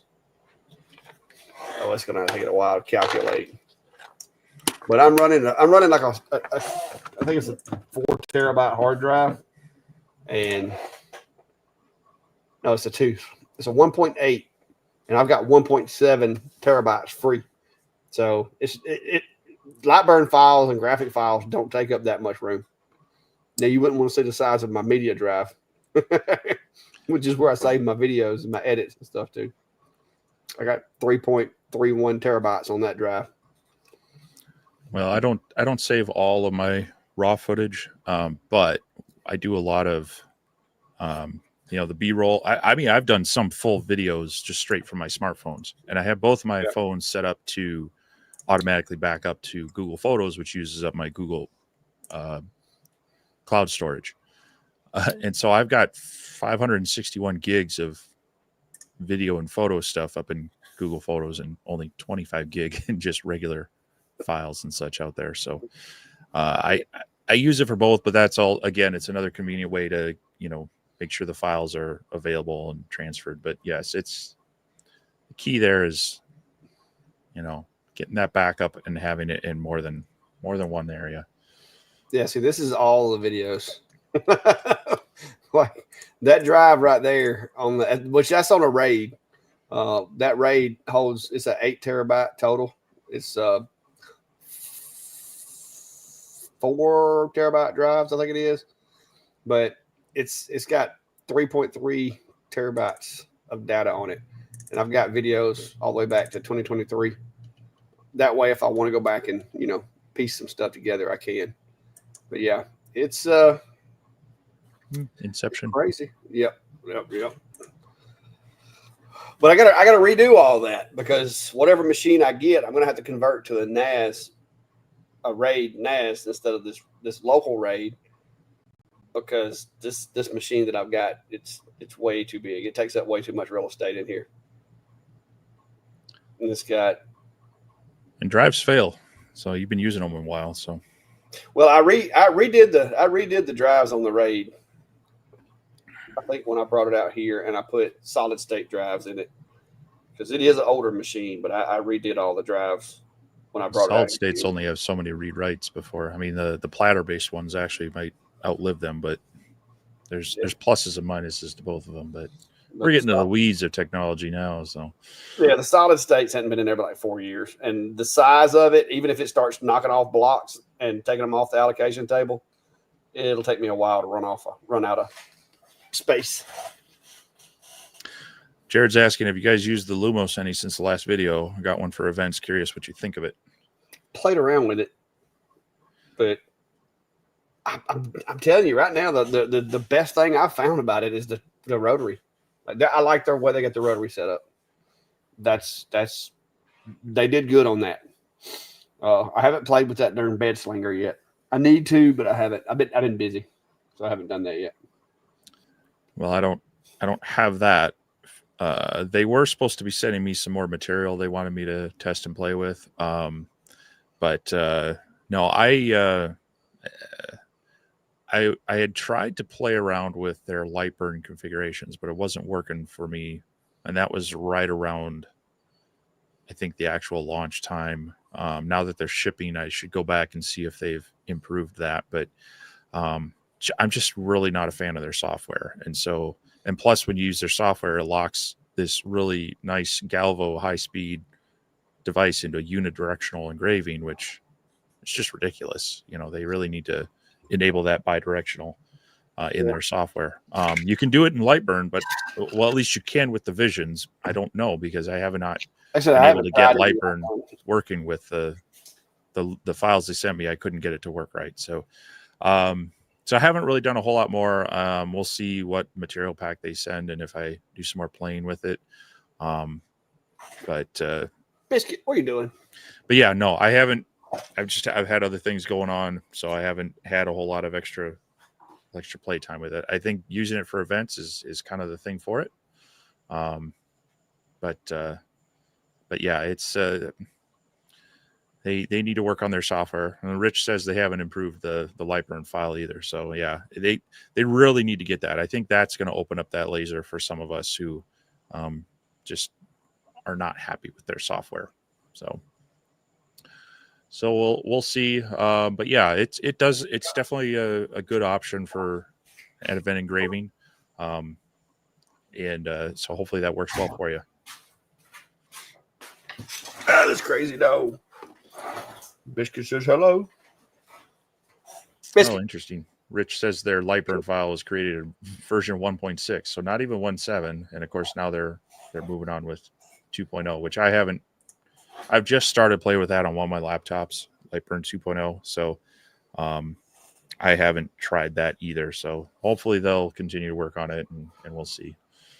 Yeah, I've been using it in their software. It's not my favorite, but I mean, I think the machine, even with their software, as long as you have your designs set up and all that, it's close enough to XCS that I could see it working at events to do small stuff. But you're going to need to already have in my opinion, you need to already have your files, set up, unless you're just doing text or whatever. And doing text with their software, it worked pretty well. Like I said, I still think there's some room for improvements with the machine, but it performed pretty well for me. That I don't know why they do that single direction stuff though. I'm like everybody else does bidirectional, and you guys are still doing unidirectional. I don't get it. So, but out of the 3 machines I've received from them, it's the only one that hasn't been a pain. Yeah. I finally, I don't know where it was at. I guess it took a trip to the Bahamas or something, but that little cone thing finally showed up. So I can go engrave the hood of a car if I wanted to now, I guess. If you're careful, you notice they don't have any anti-slip things on the bottom of that. And it's just that shiny acrylic. I ain't gonna lie, I haven't unboxed it yet. So you got to be super steady, and you know how long that takes to do a simple engraving. You got to make sure you don't bump that. So I think I don't know. I mean, Laser Pecker's done that. Even this what Com Marker I think had that on the B4, that metal frame thing. Yeah, they tried it. That I'm just like, come on, handheld lasers like this. I just don't. Yeah, it's going to be it's got to be a weird reason when I don't try moving the material to the laser. So yeah, Jared, I actually used the Lumos on a tumbler job that I did. I had 10 tumblers that I had to engrave, and I used it to do the job. And I got I guess a little cocky, and I was like, hey, I'm going to run their settings that they say use for a black tumbler. And instead of testing, I'm just going to just run one with the logo and see if it works. If it works, great. If it don't, then I'll do my testing on it. And it worked. So I wound up just using those settings, knocked the job out, and I had ordered 12 tumblers to do the job. So I ended up with 2 extras because I was expecting to need one for testing and then have a oops just in case. But the way that it worked, I was able to do them all with no mistakes, no issues, and it turned out nice. I instead of doing a full wrap and doing the logo on each side, which I could have done, when I set the file up and started, for some reason, I was only going to do them on one side, and I just decided to do two-sided. And so I wound up basically having to do a burn, rotate the cup, do a burn. I could have set it up to do both of them and then stop, but for whatever reason, when I set it up, I didn't. And I was just like, you know what? I'm just going to run with it. So, yeah. Rich said laser in one hand, laptop in the other. Yeah, that's not something that's kind of like everybody keeps wanting. They keep wanting me to do a video on doing color with it. And I was out there today. I did a job on that sign that I did, and it's going to be outdoor sign. And so I was like, I need these letters to be black, but I don't want to paint them because paint's going to come off with it being outside. And so I took some cedar and took the torch to it and just burn it and made it turn black, because I figure that's permanent, because I've seen trees in the woods burned before, and they don't, UV radiation doesn't change the color. So this was a memorial for a pet that died, like a little placard or whatever. And it's going to be outside in the weather. And I was doing that, and I had set it on a piece of stainless steel and was using my little torch, and it turned blue. And so I thought about, I should just see which one can do a better job of making colors, my torch or the Lumos, because it's just a matter of heat. All you're doing is heating up metal and causing it to change color. It's basically you're causing rust on metal of sorts. It's not really rust, but it's the same principle. But yeah. Radu's asking, I guess I'm out of touch or not paid attention. You mentioned Windows 10 in October. What are they doing now? Well, as Microsoft told us, Windows 10 was going to be the last operating system you'd ever need. But there's going end of life. October 14th, last day you can get any free security updates and non-security updates. Basically, any support for Windows 10 is going to be minimal and or at a high cost to you. And so they're pushing people to do the upgrades. In some cases, you can get a free upgrade through Windows updates, depending on what your computer is and how you purchase it. Other cases, you might be able to pay for the upgrade, but there's also some security features that's required on the CPU, TPM, that if it's not enabled, then it actually won't let you install Windows 11 and then have the security and such. So basically, yeah, they're killing it off as far as active support. And I mean, you could still run it, but you won't. You'll be vulnerable to any additional exploits that come out, because they won't be offering free patches and updates for it at that time. So basically, they need a new influx of money, and this is another way to do it. Yeah, and the kicker is that a lot of the older processors and boards, you're not gonna be able to run Windows 11, because, like Steve said, there's some hardware requirements for Windows 11, and if your hardware does not meet those requirements, you cannot run Windows 11. So basically, I've got to buy a new computer because my computer, without some, nylon wire and duct tape, will not run Windows 11. There are some ways you can. Yeah, there's some hacks where you can trying to trick it into ignoring that and installing, but you're still going to run into issues.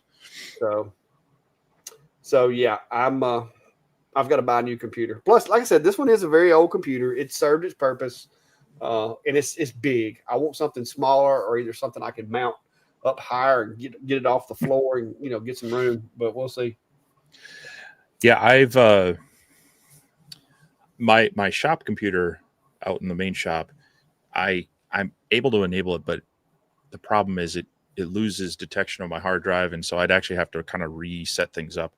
But I've also been noticing on that and my laptop, they're just tired, and I've been actually noticing some communications issues on USB buses and such, and I haven't been able to really dial that down. I've been trying to figure it out, but I'm kind of at the point where, like, you know what, I've just had too many compounding things. Luckily, I have 3 children that I can recycle these computers into and say, all right, let's rebuild this for you. And so that's where I'll be tomorrow. I've got to be up in the Twin Cities area, and I'll be spending a little time at Micro Center, possibly doing some shopping. Yeah. Well, I've got mine picked out, but yesterday, Friday and Saturday, I went to the local, I guess you would call service center, automotive service center. And me and the OF-150 hung out there for a day or so. And I've got, good news is I've got a fresh oil change, complete bumper to bumper service, everything checked out good. I also have brand new rear brakes, which, by the way, if you're ever going to put rear brakes on an F-150, it has the electric brake controls in the back. They like those. So I've spent just a little under $3,000 this weekend putting new tires on the truck. Got me some tires on there. I did get me some good Michelin Defenders, 70,000 mile tires. So for this week, guys, we're not buying nothing. I'm gonna give it a couple of months and let my checking account recover before I buy anything. So are those snow tires? It's going to be about October before I get my computer. I'm going to be updating mine without security patches because I've got to pace myself. And I decided not to take that trip to Texas because I left all my money at the car service center. So yeah, tires aren't cheap, especially truck tires. Well, it had Michelin's on it. They weren't the Defenders. They were some other brand, but they were pretty good tires. And the guy was trying to sell me on Toyos, but I'm like, I can remember I've had plenty of buddies that complain about Toyos and belts breaking and all this kind of stuff. And I'm just like, I know they've changed their tires a lot, but I really want the Michelin's. And I kept pushing him. He's like, well, let me check this other side over here and see if I can find them. And I wound up finding the Michelin Defenders. Now I had to wait a day for him to go pick them up and bring them or whatever. But I wound up getting the Michelin Defenders for the same price he was trying to sell me the Toyos for. And it was a 50,000 mile tire versus a 70,000 mile tire. So I was really happy with that. So you get about half that usually. What's that? The tire rating. I don't know, because the ones that were on it, the truck's got 60,000 miles on it. And they, had I not had the money, I could have stretched them probably another month or two, no more than I drive. But I was like, when I'm driving right now in a thunderstorm with the tires that were on there last week, get a little nervous because the water on the road here can get a little deep, and hydroplaning is a big risk on some of these little county roads that aren't exactly flat. Some of them are shaped like salad bowls. The water on the road up here can get a little hard. Well, yeah, y'all have that that solid water up there. But no, these I think actually are mud and snow rated, but they're street tires. They're not. I told him I wanted a smooth ride and good gas mileage. My days of wanting. Do you guys have a lot of gravel roads where you're at? We have a lot of them. I don't travel a lot of them. Yeah, see, I think that's the difference there because like my model airplane field, I got a mile and a half, 2 miles one way on gravel, and I got some friends who live out on gravel, and I just feel like that just chews up tires because. Well, we have a lot of dirt roads, like red clay dirt. Yeah, no, this is like 3/4 inch. Yeah, No, most of ours are red clay packed with they take red clay, mix it with a little bit of gravel and a little bit of sand, and it almost makes like a concrete. Yeah, I've seen that setup. But now if you put too much clay or if it's too fresh and it rains, then it has the consistency of that stuff that geese tend to distribute. It's slick. Like you'll slide off in the ditch if you're not careful. But I try to avoid the dirt roads. I'm spoiled. I live on a paved road, and I don't want to live on a dirt road. I've done that in my life, but the majority of the places that I've lived were on pavement, and I just like it better because you can't keep a vehicle clean for one. There's too many cornfields around here, and they're all surrounded by primarily gravel roads. So, yeah, we have a lot of them, but I just don't live on one. Anyway, well, we got about 5 minutes left, and we're on all around the bend on things. If people have any laser questions, lasers, CNC, 3D printer questions, now's the time to throw them out there. Otherwise, we're going to talk about vehicles and weather. Now, Brian, that's not exactly true. If you remember, Nat missed us, but if you remember, Down there around where Rich lives and down around Mobile, they had like a foot of snow this past year. So it is possible. We just haven't had any snow where I live in the past 2 or 3 years. It's missed us. Like Yeah, it was but the north difference of us is and south of us this past the year. difference is that happens down there, and everybody goes, "We're just staying home till it melts." Up here, That's they're what like, you're supposed to do.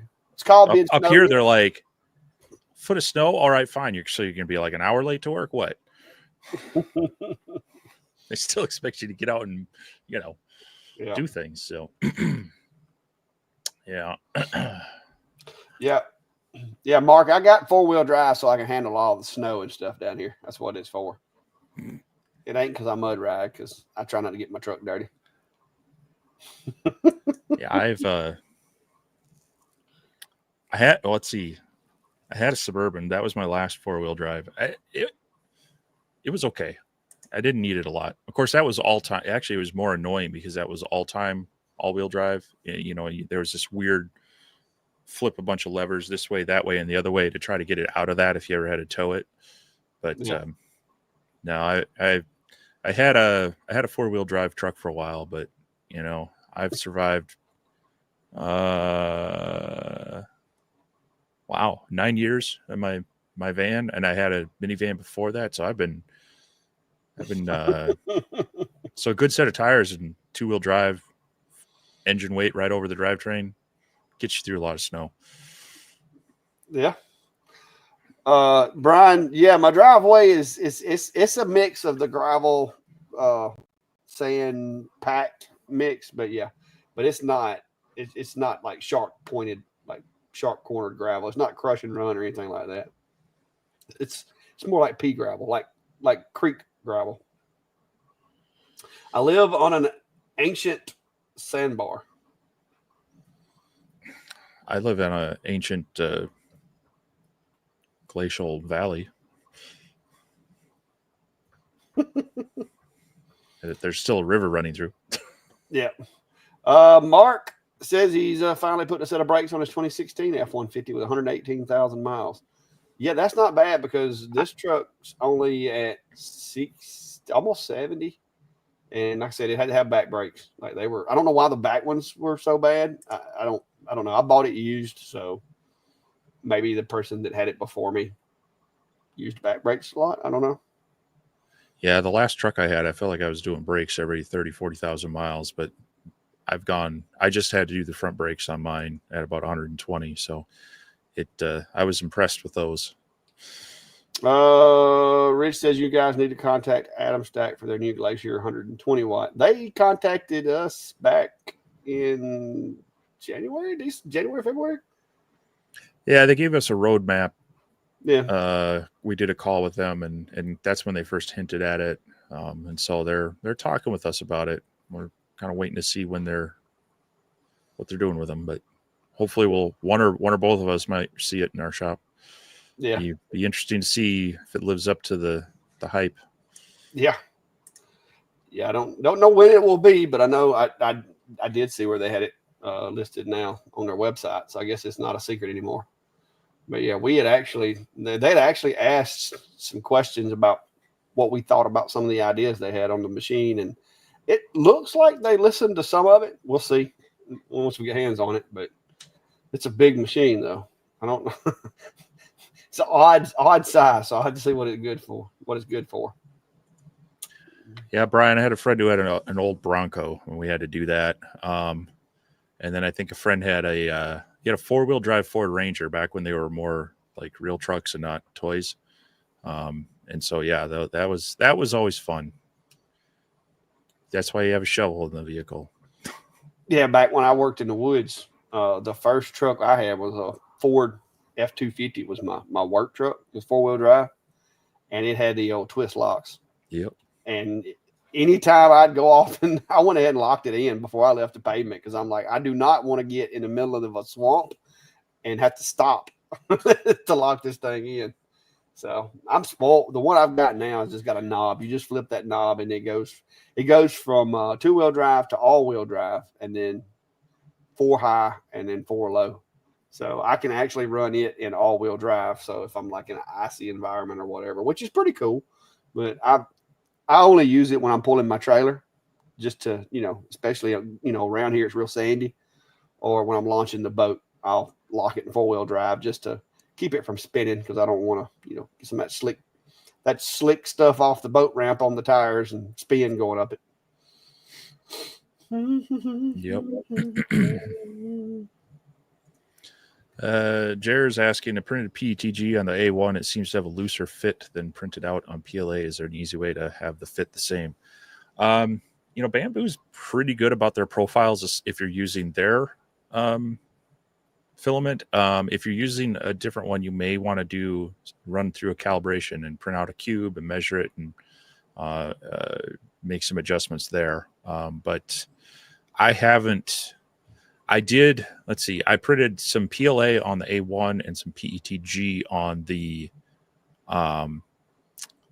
P1S, and those parts fit pretty well together, but I wasn't like comparing one to the other, like printing the same part in PLA and the same part in PETG. So, but yeah, if you're using their filament and finding a different fit, you might want to double check the print profile or download it again for that filament, or you can run a calibration cube and see if you need to adjust some settings. But then when you save it in that print profile, then it should work better. Mark, the machine that they're wanting to send, I don't know exactly what the outer dimensions of it is as far as the shelf space.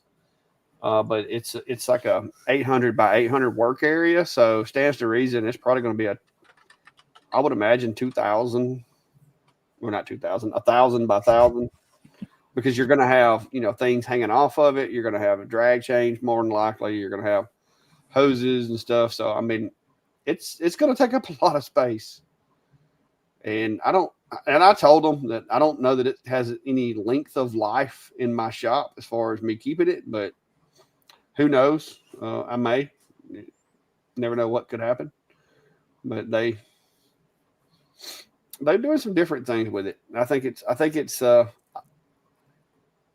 better. I would have liked to have saw some way for them to figure out how to do a different way of stacking the lasers or whatever. I would love to see one that you could actually have like a swappable source on it. They're claiming this one's going to have, no, wait a minute, that's Aesmer. Aesmer's machine is going to be 100 watt. I think it's 100 watt. It's going to be 5 watt IR and spindle CNC is what Aesmer's claiming. I haven't, but yeah. I'm wondering if we're going to have to worry about condensation on that module in a non-controlled environment, I don't know. Depends on where the cooling. Yeah, they don't list the cooler. Looks like the cooler. It's going to be a radiator. I don't think it's going to be an actual active cooler. So, as long as it's like on the outside of I'm assuming it'll have like a heat sink around the actual module, and then, so I would think that'd be enough to take the edge off to keep any condensation. But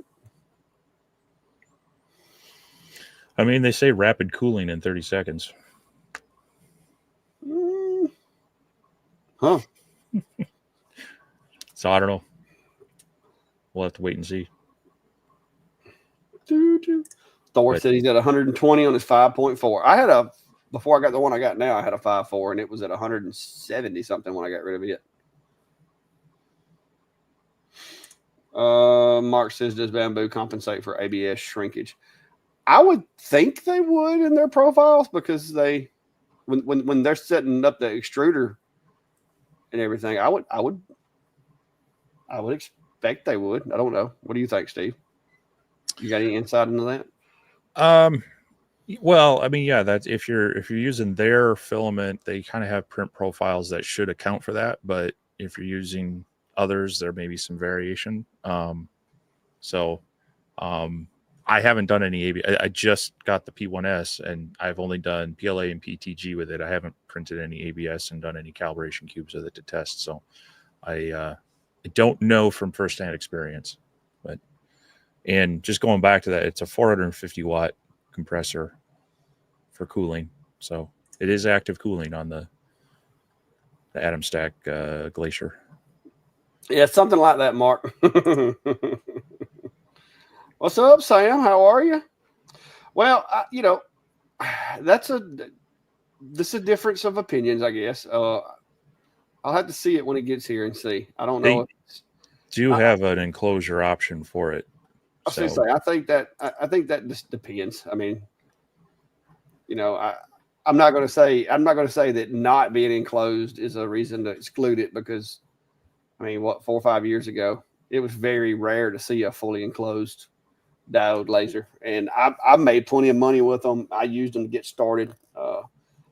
A lot of folks, I think, have they start out with the laser, and then they either buy an enclosure add on or make an enclosure and just move up from there. So I try to keep an open mind when it comes to that because not everybody can drop $2, $3, $5, $6, $8, $10,000 right out of the gate. So it's a choice.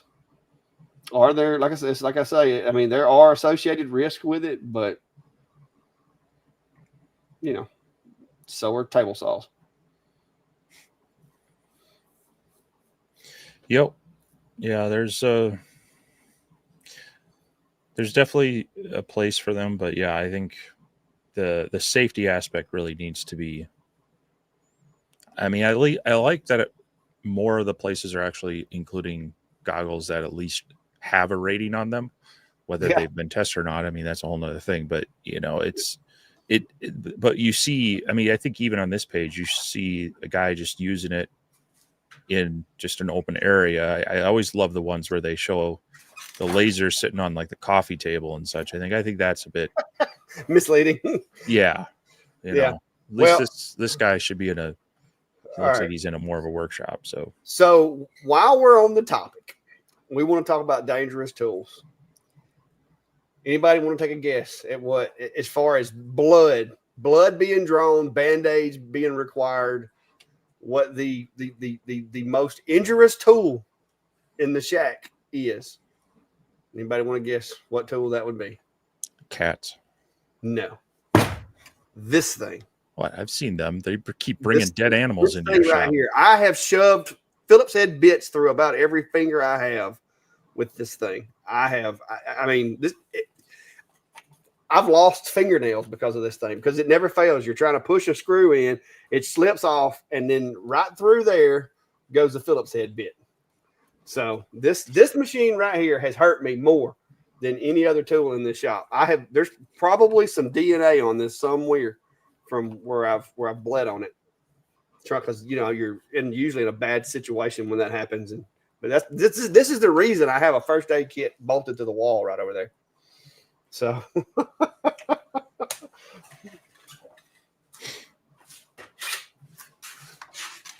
I've had to regrow back more fingernails than I care to mention with that thing. And it's bad when it's because that Phillips head bit, it will actually twist. Like it'll go in your finger and twist, and it makes a heck of a wound. Like the wound care for that's kind of nasty.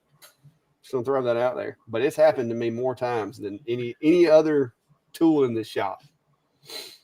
David said pushed to Milwaukee. I don't know if that's the problem.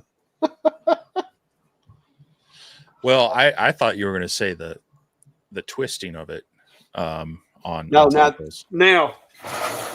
second most dangerous tool in the shop. That right there, sir. I about broke my wrist today with this thing. Because if that hangs and you're going fast on your drill, you better hold on. That's why I've got the on my higher power rigid one, I've got that side handle on it. Anytime I'm doing anything like that, that goes on there. Oh yeah, I needed a handle on that one. I thought I was going to break it because I was holding it by the very end I put the big battery on it and held it by the very end of the battery. And there's your problem. Why are you still using Phillips head? There's some. I got Torx bits. That's what I use most of the time. But there are some applications where I use flathead bits. Flathead? Or not flathead. Phillips wow. Head. Phillips head. Really? Yeah, and I've got those big fancy. What do they call it? Post log. The really big Torx, like where it's like a 1/4 inch Torx bit. I've got some of those. So. Yeah, 1/8" drill bits are tough. Also, I try not to use them if I can help it because I'll break one of those in a heartbeat. You're not good with 1/8" end mills either. No, no, Mark. I buy most all of my screws are nowadays are Torx. The bits that stab me the most are the deck screws because you had to back.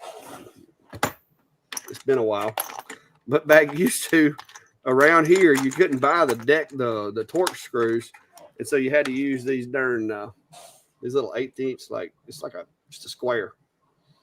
And those are like the pocket screws from Craig. Yeah, well, these deck screws, a lot of the galvanized deck screws use this or Phillips head, and that was what I wound up using. So this thing right here will punch a hole in you too. So, but no, I've got the Torx. These are the small Torx. I got. Trust me, I got them. It's just a lot of the stuff that I do. I don't always get to pick the screws, but I've about got rid of all the galvanized deck screws that were Phillips head or the square ones.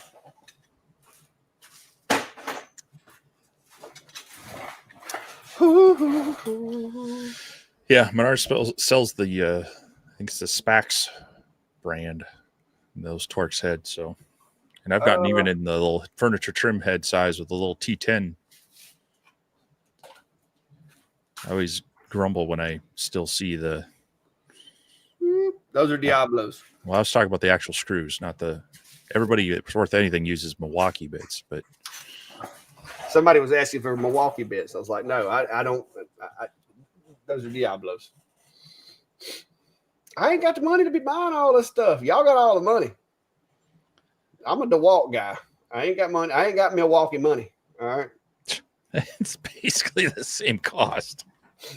I dang sure ain't got what's that other? What's your fancy sander? Merca. Festool. I definitely ain't got Festool money. I don't have a Festool sander. You got a Festool something or other. Robertson Drive squares are real popular in Canada. He said, as an honorary Canadian, do you use them, Steve? No. I've seen some of those, but no. I most of those are just the pocket head screws that I've used the square drive. I generally get the Torx head, the Spax brand, or there's another place. There's actually, I think it's out of Wisconsin. You can get a lot of that stuff in bulk for a fraction of the cost, but I just always have to figure out, I usually am needing a random size and I end up going buying a box of 100 of them or so. And see, those are Phillips head. No, they're not. They're not? It looked like a Phillips head thing on there. Those are Torx. All right. Those are Torx. There's even an actual bit included. Works like 3 times before you have to swap it out for the Milwaukee one. I don't ever use those. I'll leave it in there in case I lose my bit, but I don't ever use those. I got every size of those things from 3/4 inch all the way up to 4 inch, I think. That's not all the money. It's just I didn't spend it all on wound care. Hey, Steve, it's that Eufy stuff, man. I'm telling you. Steve B wants to know what's the best glue for pool noodles. He'll know. Depends on what you're gluing it to. See, I'm telling you, if it's got to do with glue, he knows. Usually, like for most flexible foams, I'm using like a contact type cement. And I actually have some stuff called foam tack that works well for gluing foam together. But yeah, it would depend on if they're going to something else. See? Yeah, I got a bunch of those too. Yeah, I got them right there too. I got those as well as the cap heads. I don't use them as much as I used to. Pool noodle to pool noodle, I would use like a contact cement for that. Yeah, they want to know what glue to use on wounds. Well, actually, CA glue was originally devised as a field suture. It works. I've used it here in the shop a few times. Now, I will tell you this. Don't use accelerator. The accelerator burns. Yeah. That's a chemical burn waiting to happen right there. The accelerator burns. Don't spray it on your wound. Just hold it in place. Yeah. Oh, anyhow. Greg said Steve only uses CA glue. He don't use screws. Well, he's just glue in general. Well, I mean, if you got the time, yeah. I mean, the glue is what really holds it. The screw is just kind of the clamp to hold it in place. Once you got a good glue joint, it's better than nails or screws in most cases. Not all cases, but most. Yeah. Well, it was fun. 2 hours and 15 minutes into it. So, guys, we're gonna have to think we're about done. So, what you got coming up, Steve? Me personally, I'm just trying to get a review done on Asmer's attempt at a CNC over there. I spent tonight going around it. It has a whole bunch of concentric nuts on the rubber wheels. Like, it's got a lot of them, and so I had to adjust them. And there's 4 on the bottom and 4 on the top on both sides, and so that took a little while. But I've got that adjusted to the best of my ability, and we're going to see how it goes. But so far, it's got the little 200-watt spindle, I think it is, on there. And I'm going to be honest, I would love to upgrade the spindle, but I don't think the drivetrain can support a bigger spindle. So I think we're just going to rock it the way it is and play with some plastics and acrylics and stuff. I don't think it's ready for no 3/4 inch oak. So what you going to be working on this week? Well, I got a couple machines I'm still working with, trying to. One of them, I'm not sure that they've told me when I can release stuff on. I've been playing with the OhmTech Polar, but I did have to shoot a couple of questions back to OhmTech on it just to clarify some things. Their documentation on that machine is a little spotty yet, even though they are shipping out to people. But that's kind of a budget benchtop 55-watt CO2, trying to put it through the paces, see what's good, bad, and ugly about it. But yeah, I've got some other things in the mix. I mean, like I mentioned earlier, this multi-board 3D printing stuff, going to try to see how that maybe works as a bit of organizational stuff. And some project stuff. I've been working with a couple companies on some more project-based things, and one of them, we're kind of coming up on school season, so I'm going to see if I can put together a few kind of back to school type projects for people to be thinking about, as whether they're doing room for gifts or looking to expand some business, try to get some ideas out there as well. But mostly I'm just waiting for it to cool down. I want to get back out into the shop and not sweat so much. Yeah, we're supposed to be having a heat advisory this week still. And I may Friday, my daughter mentioned, and she may help me. So Friday I may try to collect some honey before it gets too far in towards the fall, because I got some bees out there that are just busting at the seams. So she likes the honey, so I'm gonna try to collect her some honey Friday if she helped me with it. But that'll be on the other channel if I get a video out of it, depending on how well it goes. Maybe it may be too hot, and I may just be not want to try to get any B-roll or anything, but we'll see. But other than that, like I said, back at work, I'm down to, and I didn't move my sign tonight. I'm surprised nobody mentioned it. I'm down to 66 days. So 66 days from today, I will be full-time here. No longer having to report for work. Looking forward to that. A little nervous, not going to lie. It's a big life change. Hoping that things work out the way that I want them to. Insurance is going to be the biggest obstacle that I've got to work, through. But me and Brandy are doing what we can to get geared up, ready for that in 66 days. So, yeah. No, Greg, I wish it was. It's white. It is white and dirty. Because everyone would love seeing a guy running down the road in an orange jumpsuit being chased by bees. Well, I'm hoping I don't get chased by them, because I ain't running too far. But yeah, that's it, guys. Appreciate you, and good to see everybody. If I guess Sam and Rich are still in the comment section out there, go check them out, and we'll see you guys next week. I guess it'll be next Sunday. It'll be August. Yep, if they say I don't remember the day of the week. It'll be the 3rd, August the 3rd. So we'll be back. But that's about it, guys. That's all I got. Steve? Yeah. No, I got a early morning tomorrow, so big drive. Ready to ready to sign off and try to sleep before I got to wake up stupid early and get on the road. But yeah, hopefully back in the shop and doing some things after that. Cool. All right, guys. Good night. And if you hadn't already, hit the like button, subscribe, follow, all that cool stuff. And we'll see you next week. See you, everyone.